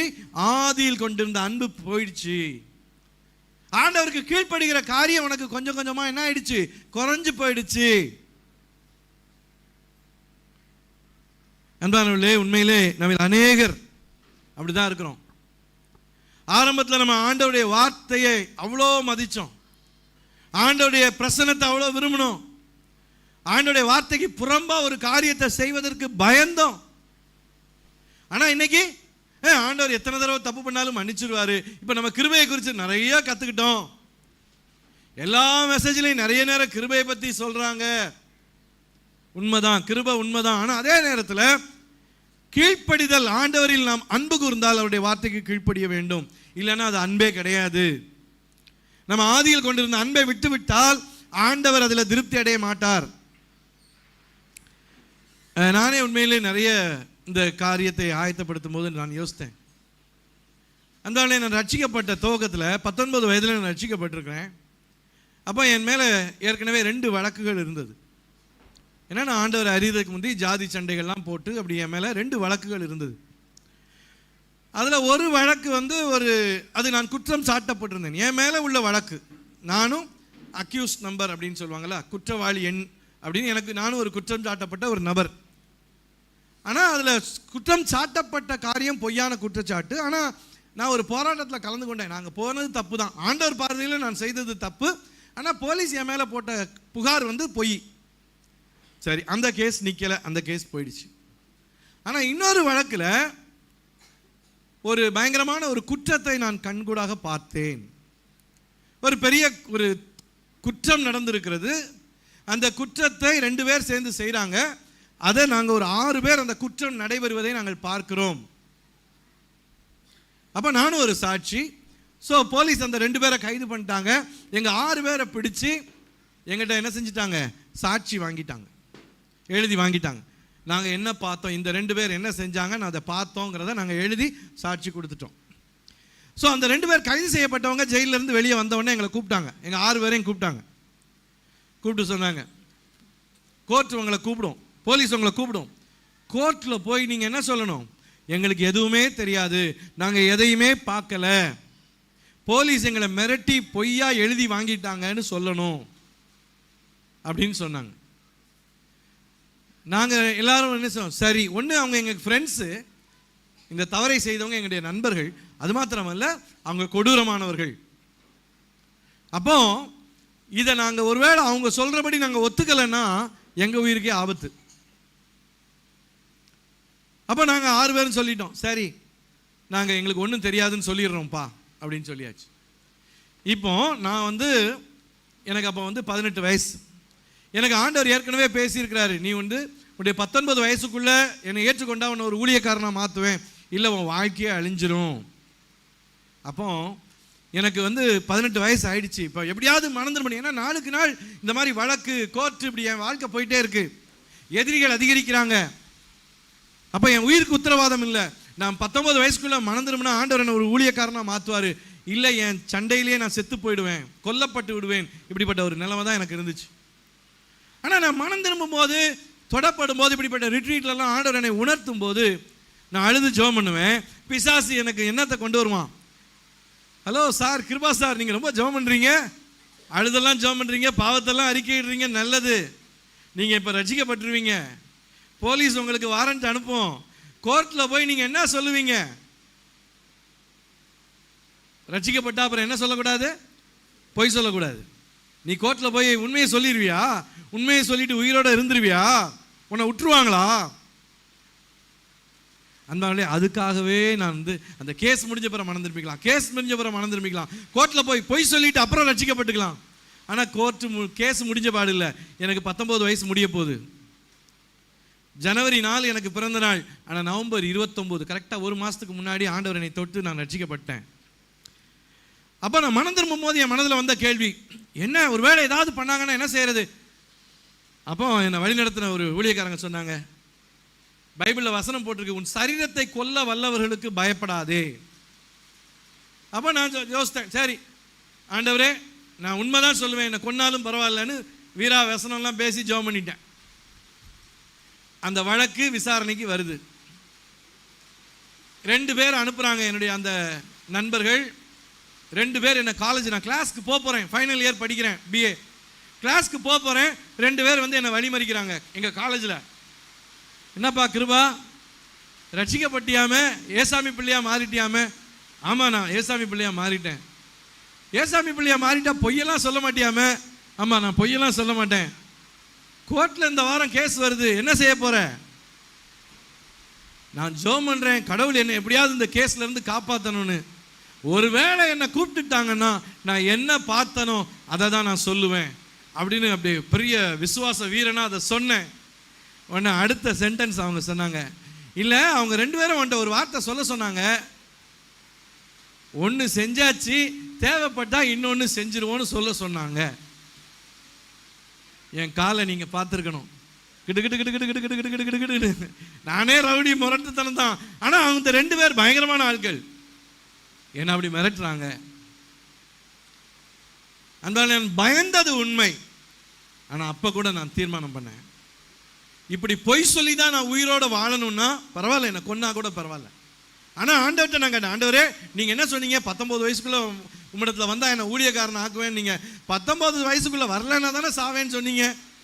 இப்போ நான் பொய் சொல்லாததுனால என்னை கொல்ல போகிறேன்றாங்க, நீங்கள் பார்த்துக்கோங்க.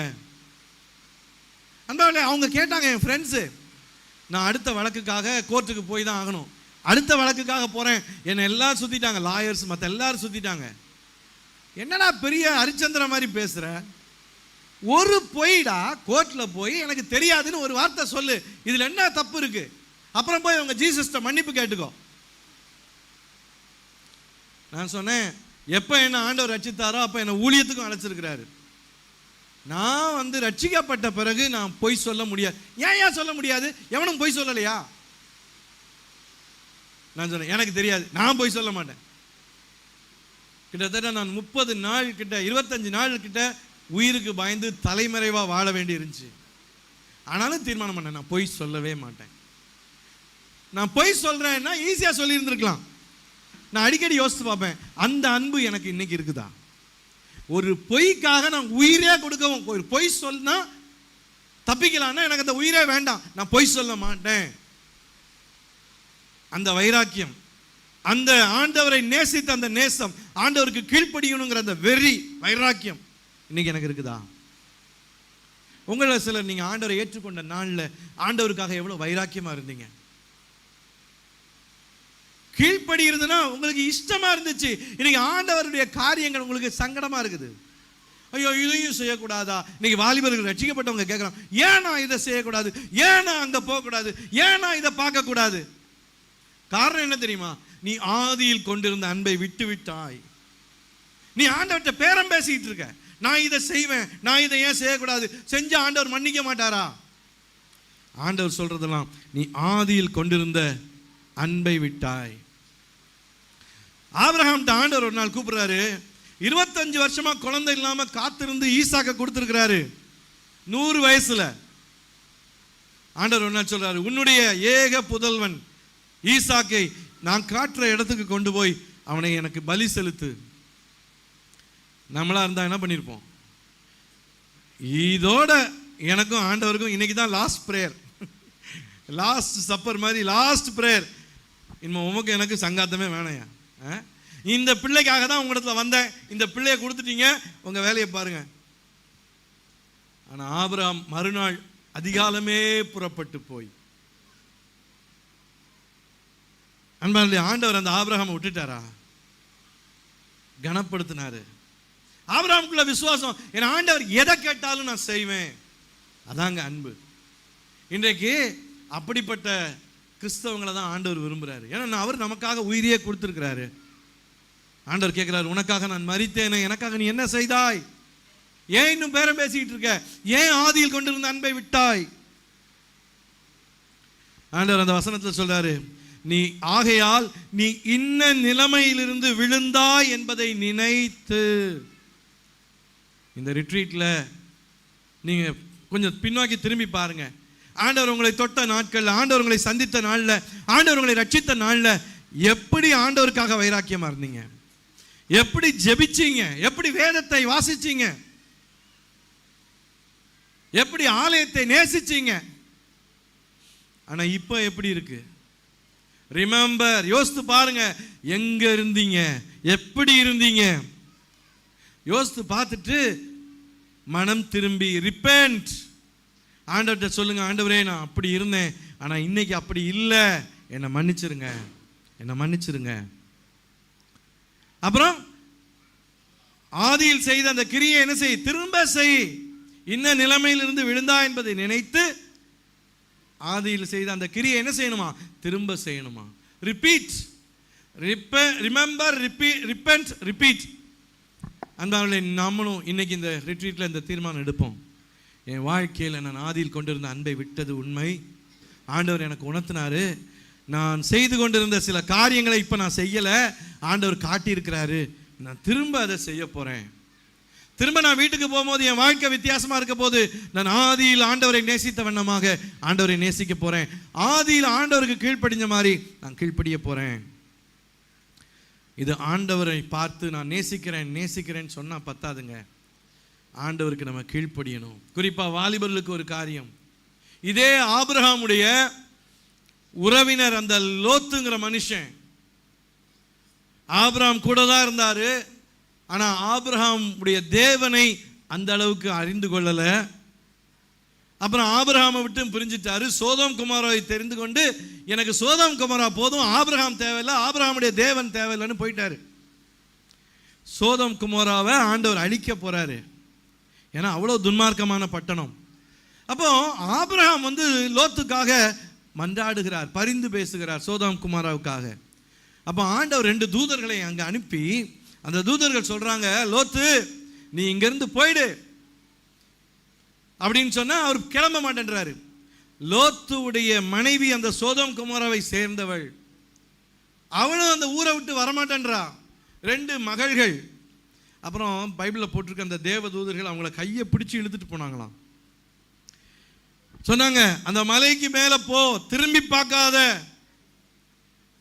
அன்பார்களே, ஆண்டவர் அவன் நன்மைக்காக சொன்னா லோத்து ஆண்டவர்கிட்ட தேவதூதன்ட்ட வாக்குவாதம் பண்றான். இல்ல இல்ல அது ரொம்ப தூரம், அந்த மலைக்கு நான் போக முடியாது, இந்த பக்கத்தில் இருக்கிற ஊருக்கு போறேன்.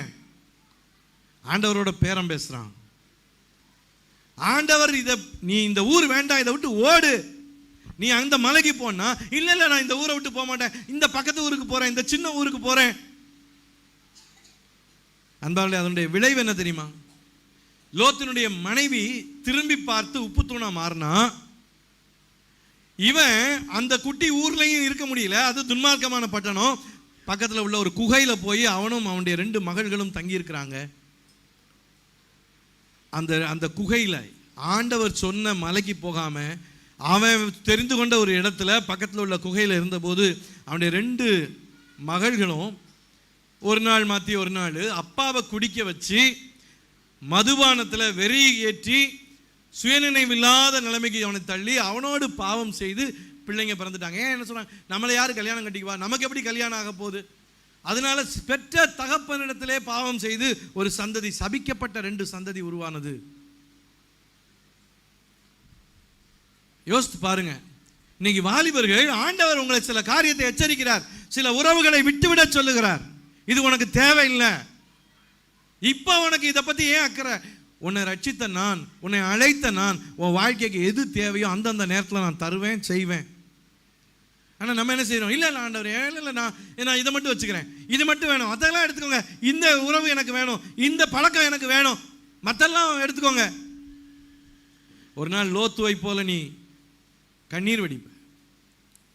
ஒரு ஆபிரகாமும் சந்ததி ஆசீர்வதிக்கப்பட்டது, ஆபிரகாமோடு கூட இருந்த லோத்தின் சந்ததி சபிக்கப்பட்ட சந்ததி. சின்ன வித்தியாசம் தான். ஆண்டவரில் அன்பு கூறுகிறவர்கள் ஆண்டவர் என்ன சொல்றாரோ அதை செய்வாங்க. ரெண்டாவது, கணவன் மனைவி. இன்னைக்கு அநேக நேரம் சொல்றோம், ஐயோ நான் உங்களை ரொம்ப நேசிக்கிறேங்க. கணவன் சொல்றாரு, நீனா எனக்கு உசுருமா. ஆனா எப்படி ஆண்டவரை நேசிக்கிற அந்த அன்புல லவ் அண்ட் ஒபீடியன்ஸ் பிரிக்க முடியாது. ஒபீடியன்ஸ் இல்லைன்னா அதுக்கு பேர் லவ்வே கிடையாது. கீழ்ப்படிதல் இல்லைன்னா அங்கே அதுக்கு பேர் அன்பே இல்லை. அதே மாதிரி தான் ஹவுலிங் வந்துகிட்டே இருக்குல்ல, ஹவுலிங். அதே போல தான் கணவன் மனைவி என்ற இந்த உறவுக்குள்ளாக உண்மைத்தன்மை, ஃபெய்த்ஃபுல்னஸ், உண்மைத்தன்மை இல்லைன்னா அதுக்கு பேர் அன்பே கிடையாதுங்க. இன்னைக்கு உலகத்தில் பாவம் ஒரு சிற்றின்பமாக மாறுது, ஒரு கலாச்சாரமாக மாறுது. It's a entertainment. ஆனால் பைபிள் என்ன சொல்லுது? எபிரேயர் 13:4 இந்த வசனத்தை நான் வாசிக்கிறேன்.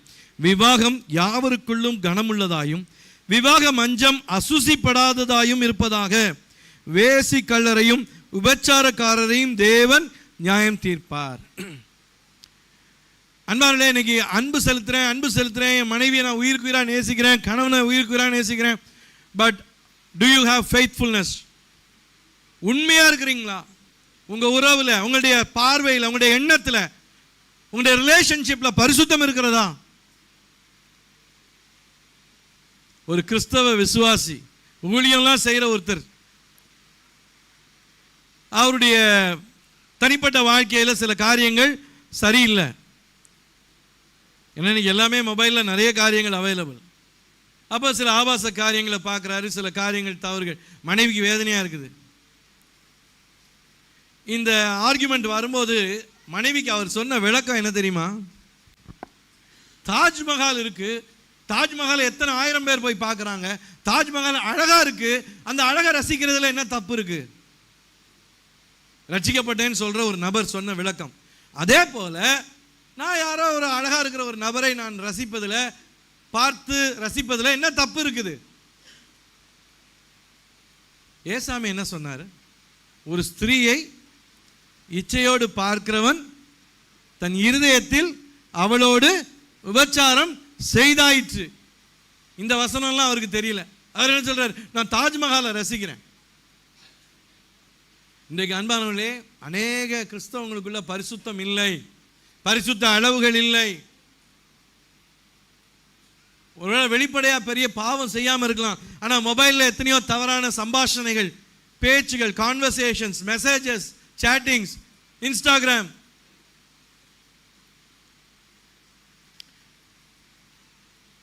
ஆண்டவருடைய வார்த்தை தொடும்போது சிலர் உணர்வடைந்து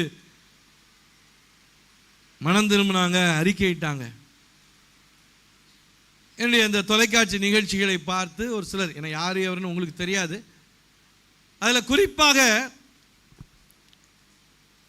அதாவது கிட்டத்தட்ட ஒரு 60 வயது, 55 to 60 அப்படிப்பட்ட வயது உள்ள இருவர் சொன்ன காரியம் என்னன்னா, அவங்க ஆஃபீஸ்லேயே கொஞ்சம் வேலை செய்கிற வயதில் குறைஞ்சவங்க, இவங்களோட மெசேஜ் பேசுறது, சேட் பண்ணுறது, அவங்களுக்கு தெரியும் அவங்களுடைய நோக்கம், சம்பாஷணையின் நோக்கம் சரி கிடையாது.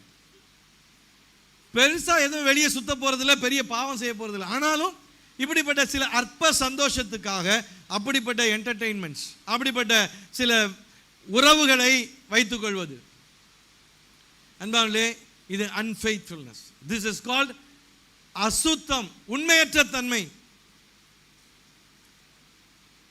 ஆண்டவருடைய வார்த்தை நமக்கு போதிப்பது பரிசுத்தம். ஒரு ஏழை குடும்பமாக இருக்கலாம், நம்ம எளிய மக்களாக இருக்கலாம், ஆனால் ஒருத்தருக்கு ஒருத்தர் உண்மையாக இருக்கும். பெரிய உலகத்தில் உள்ள எத்தனையோ சினிமா அழகிகளை போல பெரிய அழகிகளோ அழகர்களோ இல்லாமல் இருக்கலாம், ஆனால் அவங்ககிட்ட இல்லாத உண்மைத்தன்மை ஒரு கணவனுக்கும் மனைவிக்கும் இருக்கும்போது அதுதான் பியூட்டி. நான் அடிக்கடி சொல்லுவேன், தங்க தட்டில் சாப்பிடணும்னு இல்லை, ஆனால் அந்த தங்க தட்டில் ஏகப்பட்ட பேர் சாப்பிட்றான். ஆனால் அலுமினிய தட்டாக இருந்தாலும் அந்த தட்டு ஒரே ஒருத்தருக்கு தான். அதுதான் கிறிஸ்தவ வாழ்க்கை, அதுதான் கிறிஸ்தவ குடும்பம். பிரிக்க முடியாதது. ஒரு கணவன் மனைவிக்குள்ளாக அன்பு என்று வரும்போது அதுல மிக அடிப்படையான குணம் உண்மைத்தன்மை, பரிசுத்தம். ஆண்டவர் தேவன் அவர்களை ஆணும் பெண்ணுமாக படைத்தார்.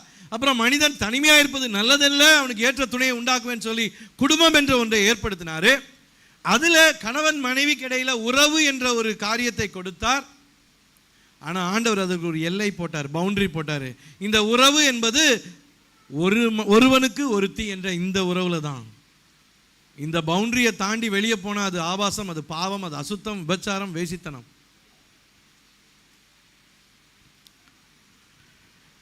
அதே போல இந்த ஒருவேளை இந்த அன்ஃபெய்த்ஃபுல்னஸ், ஐயோ நான் என் மனைவியை தவிர வேற யாரையும் நினைச்சதில்லை, என் கணவரை தவிர வேற யாரையும் நினைச்சதில்லை.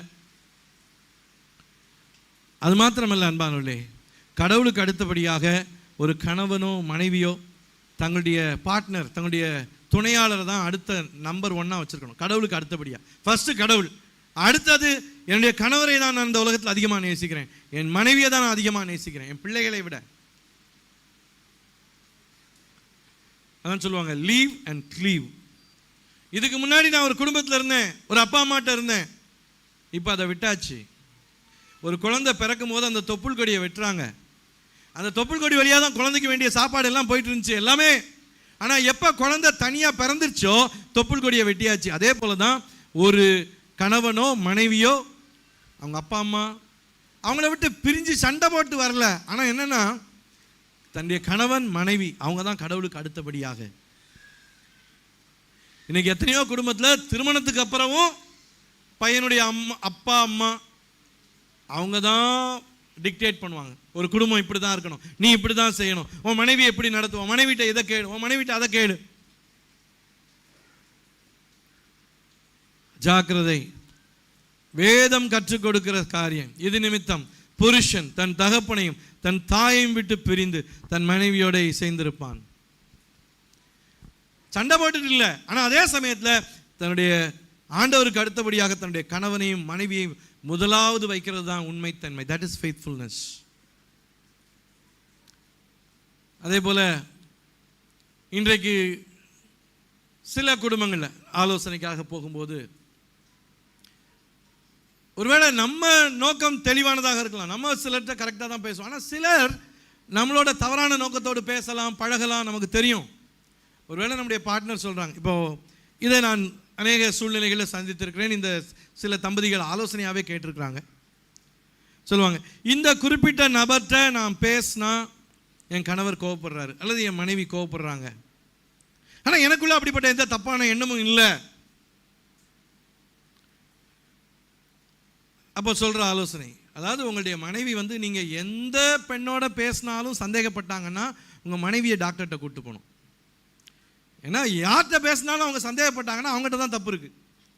ஆனால் நீங்கள் எத்தனையோ பேர்கிட்ட பேசுகிறீங்க, ஆனால் ஒரு சிலர்கிட்ட பேசும்போது, ஒரு நபர்கிட்ட பேசும்போது அவங்களுக்கு நெருடல் உண்டாகிறது, அவங்களுக்கு ஷீ இஸ் நாட் கம்ஃபர்டபுள், அவங்க சௌகரியமாக உணரல. ஒருவேளை அந்த கான்வர்சேஷனில் அந்த உறவில் தப்பான நோக்கம் இல்லைன்னா கூட உங்கள் மனைவிக்காக அந்த உறவை நீங்கள் விட்டுருங்க. ஏன்னா நிச்சயமாக அவங்கள விட உங்கள் மனைவி உங்களுக்கு முக்கியம். அதே போல தான் கணவருக்கும். இன்னைக்கு எத்தனையோ குடும்பங்களில் நீ யார் அதை கேட்கறதுக்கு? அதனாலே கணவன் மனைவிக்குள்ளாக நான் உன்னை நேசிக்கிறேன்னு சொல்லும்போது உண்மைத்தன்மை அங்கே இருக்குது. நீ தான் எனக்கு கடவுளுக்கு அடுத்தபடியாக. இன்னைக்கு எத்தனை சகோதரிகள் நீங்கள் அதை சொல்ல முடியும் உங்கள் கணவரை பார்த்து? ஆண்டவருக்கு அடுத்தபடியாக நான் உங்களை தாங்க நேசிக்கிறேன். சகோதரர்கள் நீங்கள் உங்களுடைய மனைவியை பார்த்து எத்தனை பேர் அப்படி சொல்ல முடியும்? ஆண்டவருக்கு அடுத்தபடியாக நான் உன்னதமாக நேசிக்கிறேன். ஆண்டவருக்கு முன்பாக நான் சொல்கிறேன், நான் உனக்கு உண்மையாக இருக்கிறேன், என்னுடைய கண்களில், என்னுடைய எண்ணங்களில், என்னுடைய வாழ்க்கையில் நான் உனக்கு உண்மையாக இருக்கிறேன். அதாங்க அன்பு. அதே போல் நம்ம பிள்ளைங்கிட்ட சொல்கிறோம், ஐயோ என் பிள்ளை தான் எனக்கு உயிர், என் பிள்ளையை நான் ரொம்ப நேசிக்கிறேன். உண்மையிலே நம்ம பிள்ளைகளை நம்ம நேசிச்சா அந்த அன்பு வெறும் வார்த்தையில் இருக்கக்கூடாது, வாய்ச்சோடால இருக்கக்கூடாது. சாக்ரிஃபைஸ், டெமான்ஸ்ட்ரேஷன், அன்பு, கிரியாபூர்வமான அன்பு. கடவுளுக்கு நம்ம பிள்ளைங்க, அவருடைய பிள்ளைகளாக நம்மை அவர் நேசிச்சாரு. அந்த நேசத்தை அவர் கிரியையில வெளிப்படுத்தினார். யோவான் 3:16, தேவன் தம்முடைய ஒரே பேரான குமாரனை விசுவாசிக்கிறவன் எவனோ அவன் கெட்டு போகாமல் நித்திய ஜீவனை அடையும்படிக்கு அவரை தந்தருளி இவ்வளவாய் உலகத்தில் அன்பு கூர்ந்தார். ரோமர் 5:8, நாம் பாவிகளாக இருக்கையில் கிறிஸ்து நமக்காக மரித்ததினால் தேவன் நம்மேல் வைத்த தமது அன்பை விளங்க பண்ணினார். இன்னைக்கு சில நேரம் பிள்ளைங்கிட்ட, ஐயோ என் உசுறு, என் ராசா, என் கண்ணு, என் செல்லம், என் மூக்கு, இதை சொல்றோம். ஆனா கிரியையில அந்த கிரியாபூர்வமான அன்பு இல்லை, சாக்ரிஃபைஸ் இல்லை. பிள்ளைங்களோட நம்ம நேரம் செலவழிக்கிறது இல்லை. பிள்ளைகளுக்காக நம்ம செலவழிக்க 1008 தடவை யோசிக்கிறோம். நமக்குன்னா வாங்கிடுறோம், இதுக்கு அதுக்குன்னா வாங்கிடுறோம். ஆனா பிள்ளைக்குன்னா 1008 தடவை யோசிக்கிறோம். கடவுள் நம்மளை பிள்ளைகளா நேசிச்சாரு, அதை செயல் வடிவில் காண்பிச்சாரு. இன்னைக்கு அப்படிப்பட்ட தியாகம் இருக்கிறதா? பைபிள்ல சிறந்த தகப்பன் உதாரணத்தை ஏசாமியே சொன்னார். லூக்கா 15 கெட்டகுமாரன் கதையை சொல்லும்போது, அந்த தகப்பன் தன்னுடைய மகனை அவ்வளோ நேசிச்சான். ஆனால் அதே சமயத்தில் அந்த மகன் ஒரு நாள் வந்து கேட்குறான், ஆஸ்தியில் எனக்கு சேரும் பங்கை எனக்கு கொடு. அதாவது அந்த நாட்களில் யூத முறைமைப்படி அப்படின்னா என்னென்னா, பொதுவாக அப்பா இறந்த பிறகு தான் பிள்ளைகளுக்கு சொத்தை பிரித்து கொடுப்பாங்க. மூத்தவனுக்கு 3/2 பகுதி, இளையவனுக்கு 1/3 பகுதி. ஆனால் அப்பா உயிரோடு இருக்கும் போதே கேட்டான்னா, நீ செத்துப்போ, எனக்கு நீ முக்கியம் இல்லை, உன் சொத்து தான் முக்கியம். ஒரு தகப்பனாக அது எவ்வளோ வேதனையாக இருந்திருக்கும். ஆனால் அந்த தகப்பன் என்ன செஞ்சார்? பிரித்து கொடுத்துட்டாரு. அவன் தன்னுடைய ஆஸ்தியை, தன்னுடைய பங்கை சேர்த்து கொண்டு தூர தேசத்துக்கு புறப்பட்டு போனான். எவ்வளோ வேதனையான ஒரு காரியம். அன்பர்களே, அன்பு வந்து கிரியையில் காணப்படணும். பொதுவாக அந்த சூழ்நிலையில் அம்மாமார் என்ன பண்ணியிருப்பாங்க? அம்மாமார் இருந்தால் அந்த கதையில் அப்படிலாம் இல்லை. பொதுவாக உங்கள் பிள்ளைங்க இந்த மாதிரி சொல்கிறாங்கன்னா, வீட்டை விட்டு ஓடி போகிறேன்னா என்ன பண்ணுவாங்க? அம்மாமார் என்ன பண்ணுவீங்க? கதவை பூட்டி சாவியை பத்திரமா வச்சுக்குவீங்க. ஆனால் இந்த சம்பவத்தில் ஆண்டவர் சொன்ன தகப்பனுடைய அன்பு, love leaves the door open, அன்பு கதவை திறந்து வைத்திருந்தது. அன்பானவர்களே, தகப்பனாக பிள்ளைங்களுக்கு நம்ம சுயாதீனம் கொடுக்கணும். சில விஷயத்தில் அவங்கள நம்பணும். அவங்க தவறான முடிவுகள் எடுத்தாலும் கற்றுக்கொள்வாங்க. இதில் கடைசியாக அந்த பையன், பைபிளில் போட்டிருக்கு, அவனுக்கு புத்தி தெளிந்த போது, he came to himself. அவன் எதனால நினைச்சு திரும்ப வந்தான் அப்பாட்ட? சாப்பாடு இல்லைங்கிறதுக்காக மட்டும் வரல. அவன், எங்க அப்பா அவர் வேலைக்காரரை கூட எப்படி வச்சிருக்கிறாரு, அவருடைய வேலைக்காரங்க கூட என்னை விட வசதியா இருக்கிறாங்க, சௌகரியமா இருக்கிறாங்க. அப்பாவுடைய அன்பு அந்த மகனை ஒரு நாள் இல்லாட்டி ஒரு நாள் திரும்ப அழைத்தது. அன்பாலே, அன்பு தான் பிள்ளைகளுக்கு புரிகிற மொழி, கிரியாபூர்வமான அன்பு. அவன் திரும்ப வரான். தூரத்தில் வரும்போதே அப்பா பார்த்துட்டாரு. அப்படின்னா என்ன அர்த்தம்? ஒவ்வொரு நாளும் அவனுக்காக காத்துட்டு இருந்தார். என் பிள்ளை என் அன்பை ருசிச்சிருக்கிறான், எங்கே போனாலும் திரும்ப என்கிட்ட வருவான். அதனால் உண்மையிலே நம்ம பிள்ளைங்களை உயிருக்கு உயிராக நேசிக்கும் போது சில நேரம் அவங்க வழி தப்பி போகலாம். ஆனால் நமக்கு இந்த நம்பிக்கை இருக்கும், என் பிள்ளை என்னை விட்டு எங்கேயும் போவார், எங்கே போனாலும் வருவான், இங்கே தான் வருவான். ஏன்னா நான் அவனுக்கு அன்பை காட்டியிருக்கேன். அன்புனா என்னன்னு தெரியும். இந்த அன்பு அவனுக்கு உலகத்தில் எங்கேயும் கிடைக்காது.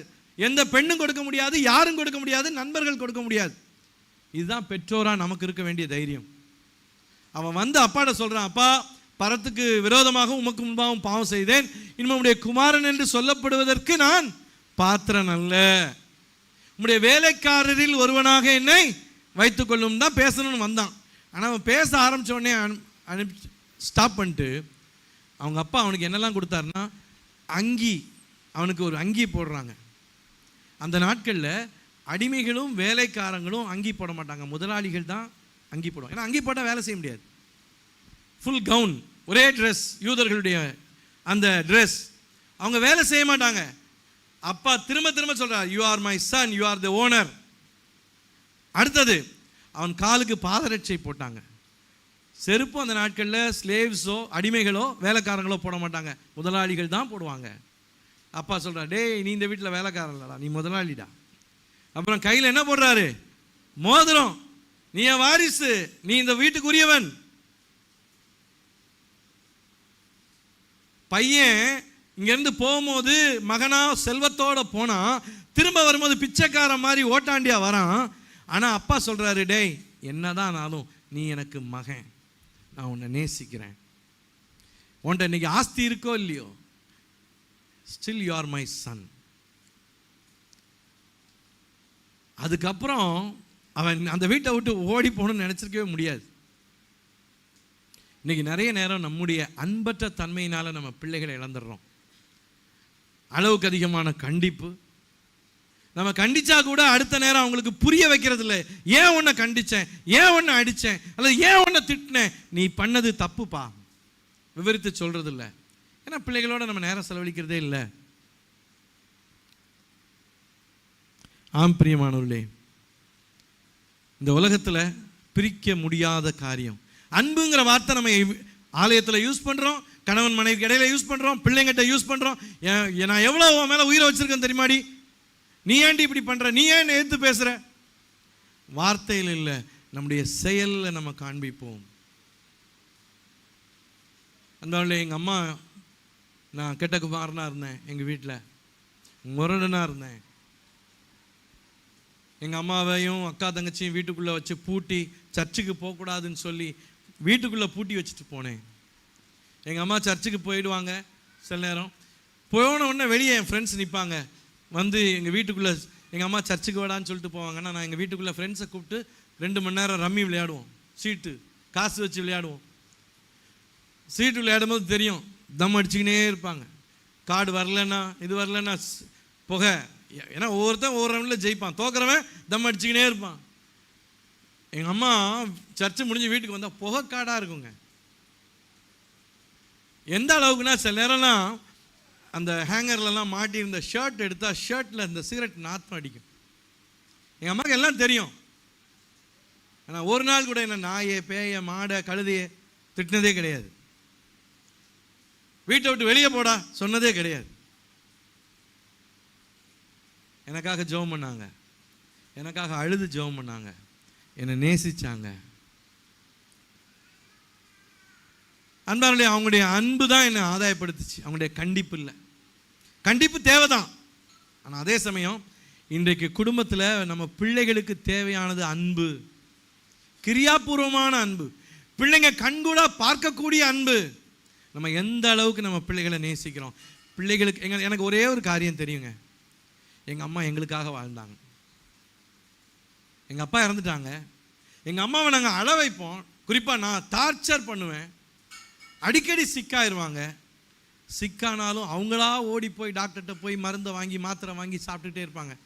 என்ன சொல்லுவாங்க தெரியுமா, டேய் நான் போயிட்டா உன்னை யாரா பாப்பா, மற்ற பிள்ளைங்கள்லாம் பிழைச்சிக்கிடும்டா, மற்ற பிள்ளைங்கள்லாம் நல்லா படிக்கிறாங்க, மற்ற பிள்ளைங்கள்லாம் பிழைச்சிக்கிடும், உன்னை யாரும் கவனிக்க மாட்டாங்க, நீ நடுத்தருவில் நின்றுவ. அதுக்கு பயந்து தான் நான் அந்த மாத்திரையெல்லாம் எடுக்கிறேன். நான் வாழ்கிறது உனக்காக தான்.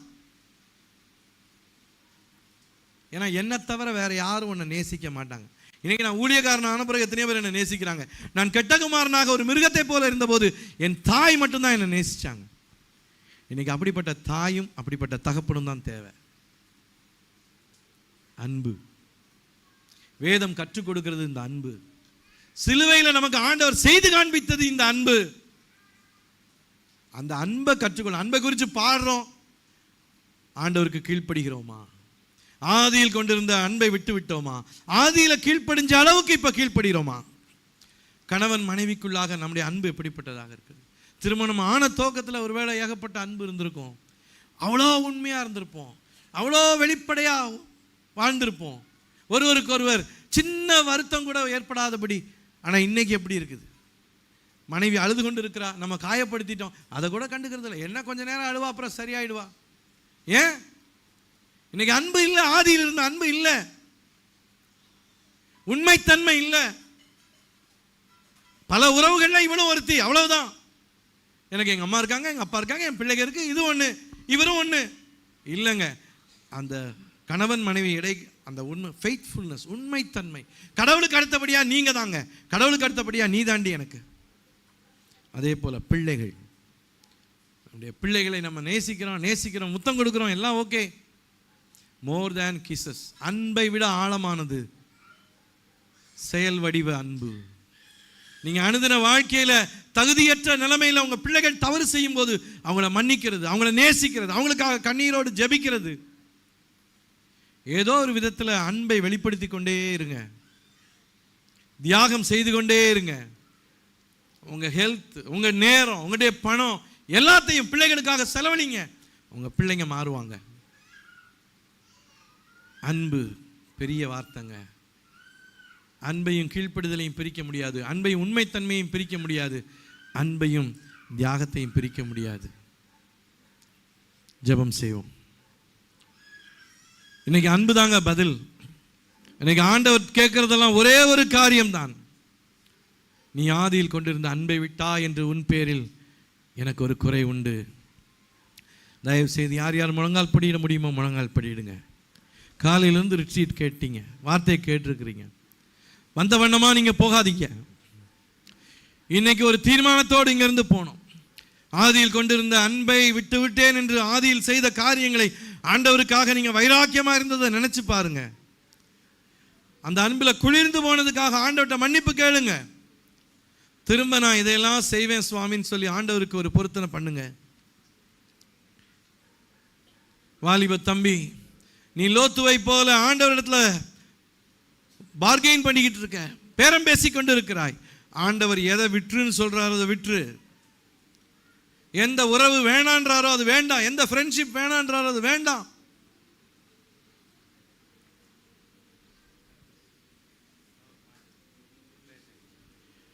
ஆண்டவர்கிட்ட நீ பேரம் பேசாத. ஆபிரகாம் ஆசீர்வதிக்கப்பட்ட சந்ததியா மாறினாரு. ஆபிரகாமோடு இருந்து பிரிந்த லோத்து ஒரு சாபத்தீடான 2 சந்ததி, மோவாபியர், அம்மோனியர்.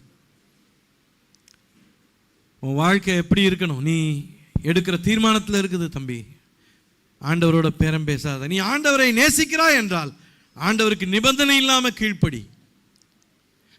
நான் சொன்னேன், ஒரு பொய் சொல்றதுக்கு நான் நடுங்கினேன், முடியவே முடியாது, என் உயிரே போனாலும் பொய் சொல்ல மாட்டேன்னு சொன்னேன். இன்னைக்கு நீ எத்தனை பொய் சொல்லுற? சகஜமா பாவம் செய்ய வேண்டியது, ஆண்டவர்கிட்ட போய் மன்னிப்பு கேட்க வேண்டியது. ஆதியில் கொண்டிருந்த அன்பை விட்டாய். கணவன் மனைவி, இந்த ரிட்ரீட்ல ஆண்டவர் உங்களோட ரொம்ப பேசி இருக்கிறார்.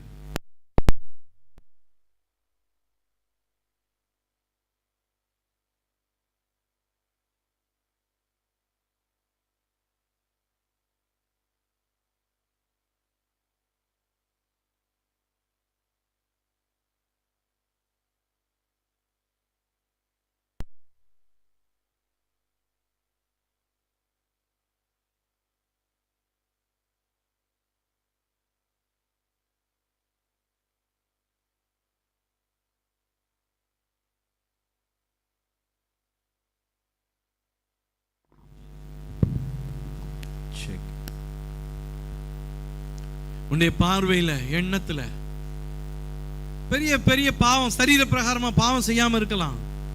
ஆனா சில சம்பாஷணைகள், ஒழுக்கக்கேடான சில சம்பாஷணைகள், ஆண்டவர் பார்வையில் அது அருவருப்பு, அது அன்ஃபெய்த்ஃபுல்னஸ், அது உண்மையற்ற தன்மை. ஆண்டவர் உள்ளத்தில் உண்மை இருக்க விரும்புகிறார்.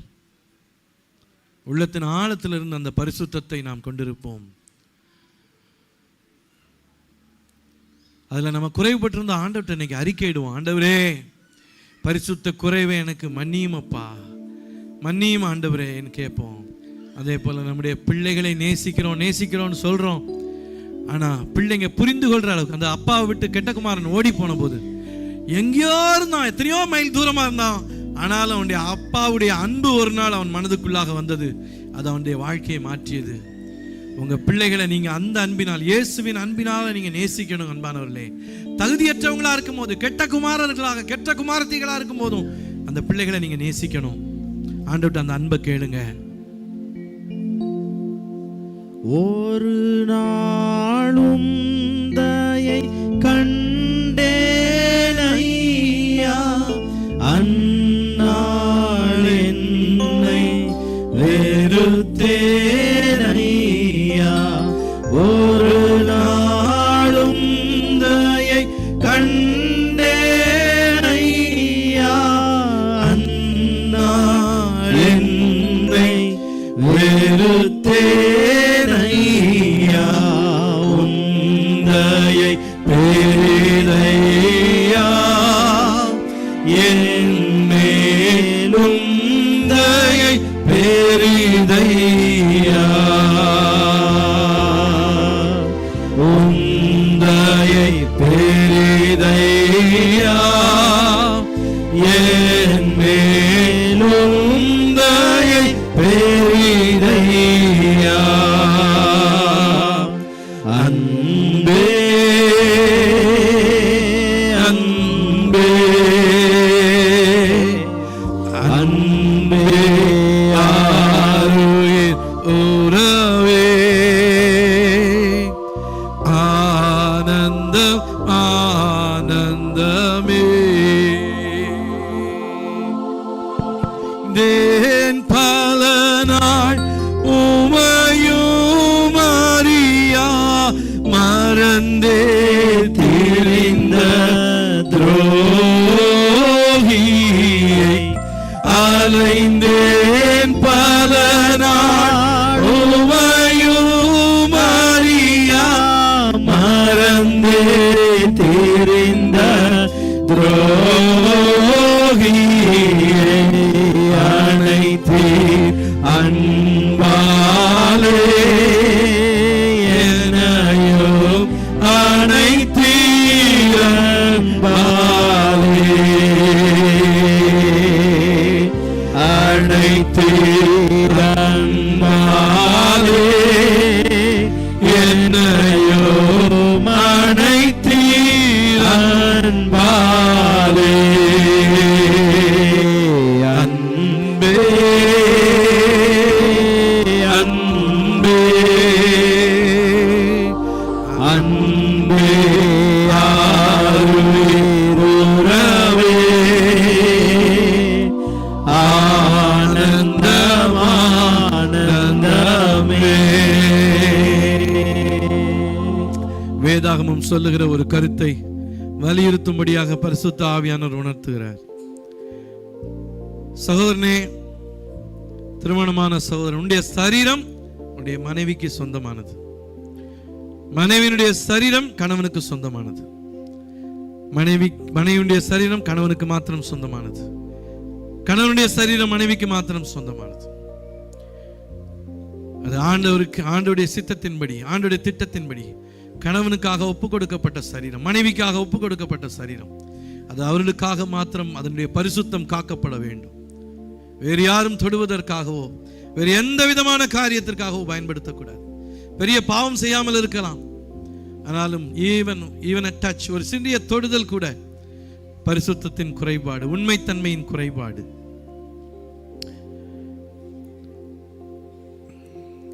எங்களை நேசிக்கிற நல்ல ஆண்டவரே, உம்முடைய வார்த்தை எங்களை தொற்றிருக்கிறது, உம்முடைய வார்த்தை எங்களை உடைத்திருக்கிறது, உம்முடைய வார்த்தை எங்களை வெளியரங்கமாக்கி இருக்கிறது. சுவாமி, நாங்கள் எங்க இருக்கிறோம், எந்த நிலையில் இருக்கிறோம் என்று உம்முடைய வார்த்தை எங்களுக்கு காண்பித்திருக்கிறது.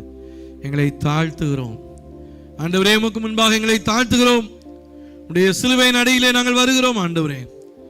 ஆண்டவரே, இரத்தாம்பர சிவப்பாய் இருக்கிற எங்களுடைய பாவத்தை உம்முடைய சிலுவையின் இரத்தத்தினால் கழுவி சுத்திகரியும், பஞ்சை போல் வெண்மையாக்கும். ஆண்டவரே, அந்த கல்வாரி அன்பினால் எங்கள் உள்ளத்தை நிரப்பும். உம்மை நேசித்து உமக்கு கீழ்ப்படியவும், எங்களுடைய துணைக்கு நாங்கள் உண்மையாயிருக்கவும், எங்கள் பிள்ளைகளை நாங்கள் உயிருக்கு உயிராய் நேசிக்கவும், எங்களுடைய பெற்றோருக்கு நாங்கள் கீழ்ப்படிந்து, எங்கள் தேவனுக்கு நாங்கள் கீழ்ப்படிந்து உண்மையாய் ஜீவிக்கவும் உம்முடைய அன்பினால் எங்களை நிரப்பும். இயேசுவின் மூலம் ஜெபிக்கிறோம் பிதாவே, ஆமென்.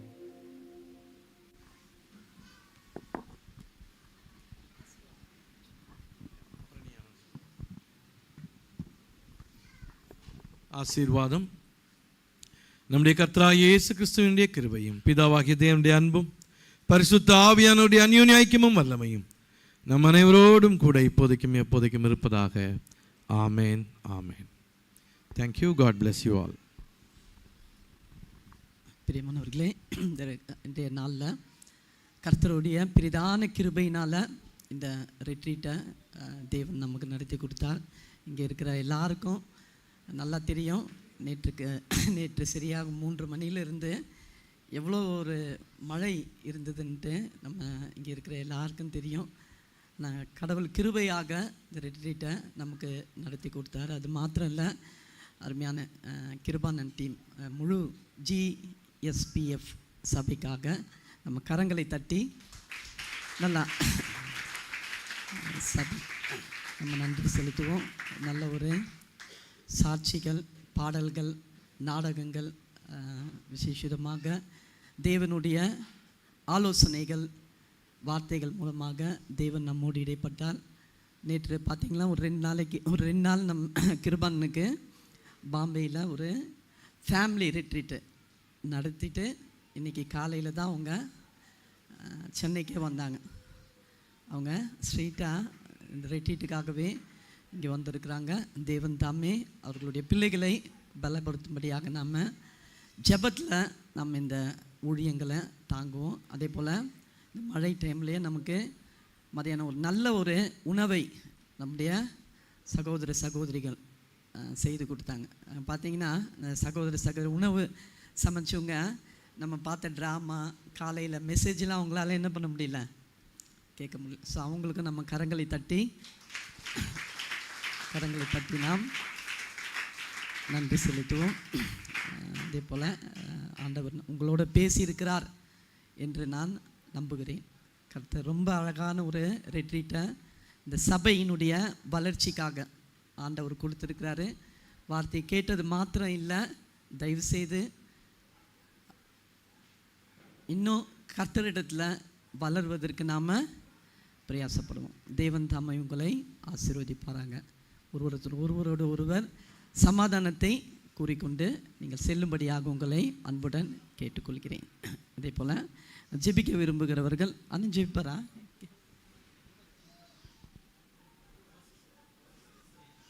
இங்கே சகோதரர் மோசஸ் வெஸ்லிங் 2 பேரும் ஊழியக்காரர்கள் இருக்கிறாங்க. நீங்கள் குடும்பமாக வந்து ஜெபித்து கொள்ள வேண்டும் என்றால் வந்து நீங்கள் ஜெபித்து கொள்ளலாம். நன்றி. தேவன் தாமே உங்களை ஆசீர்வதிப்பாராங்க.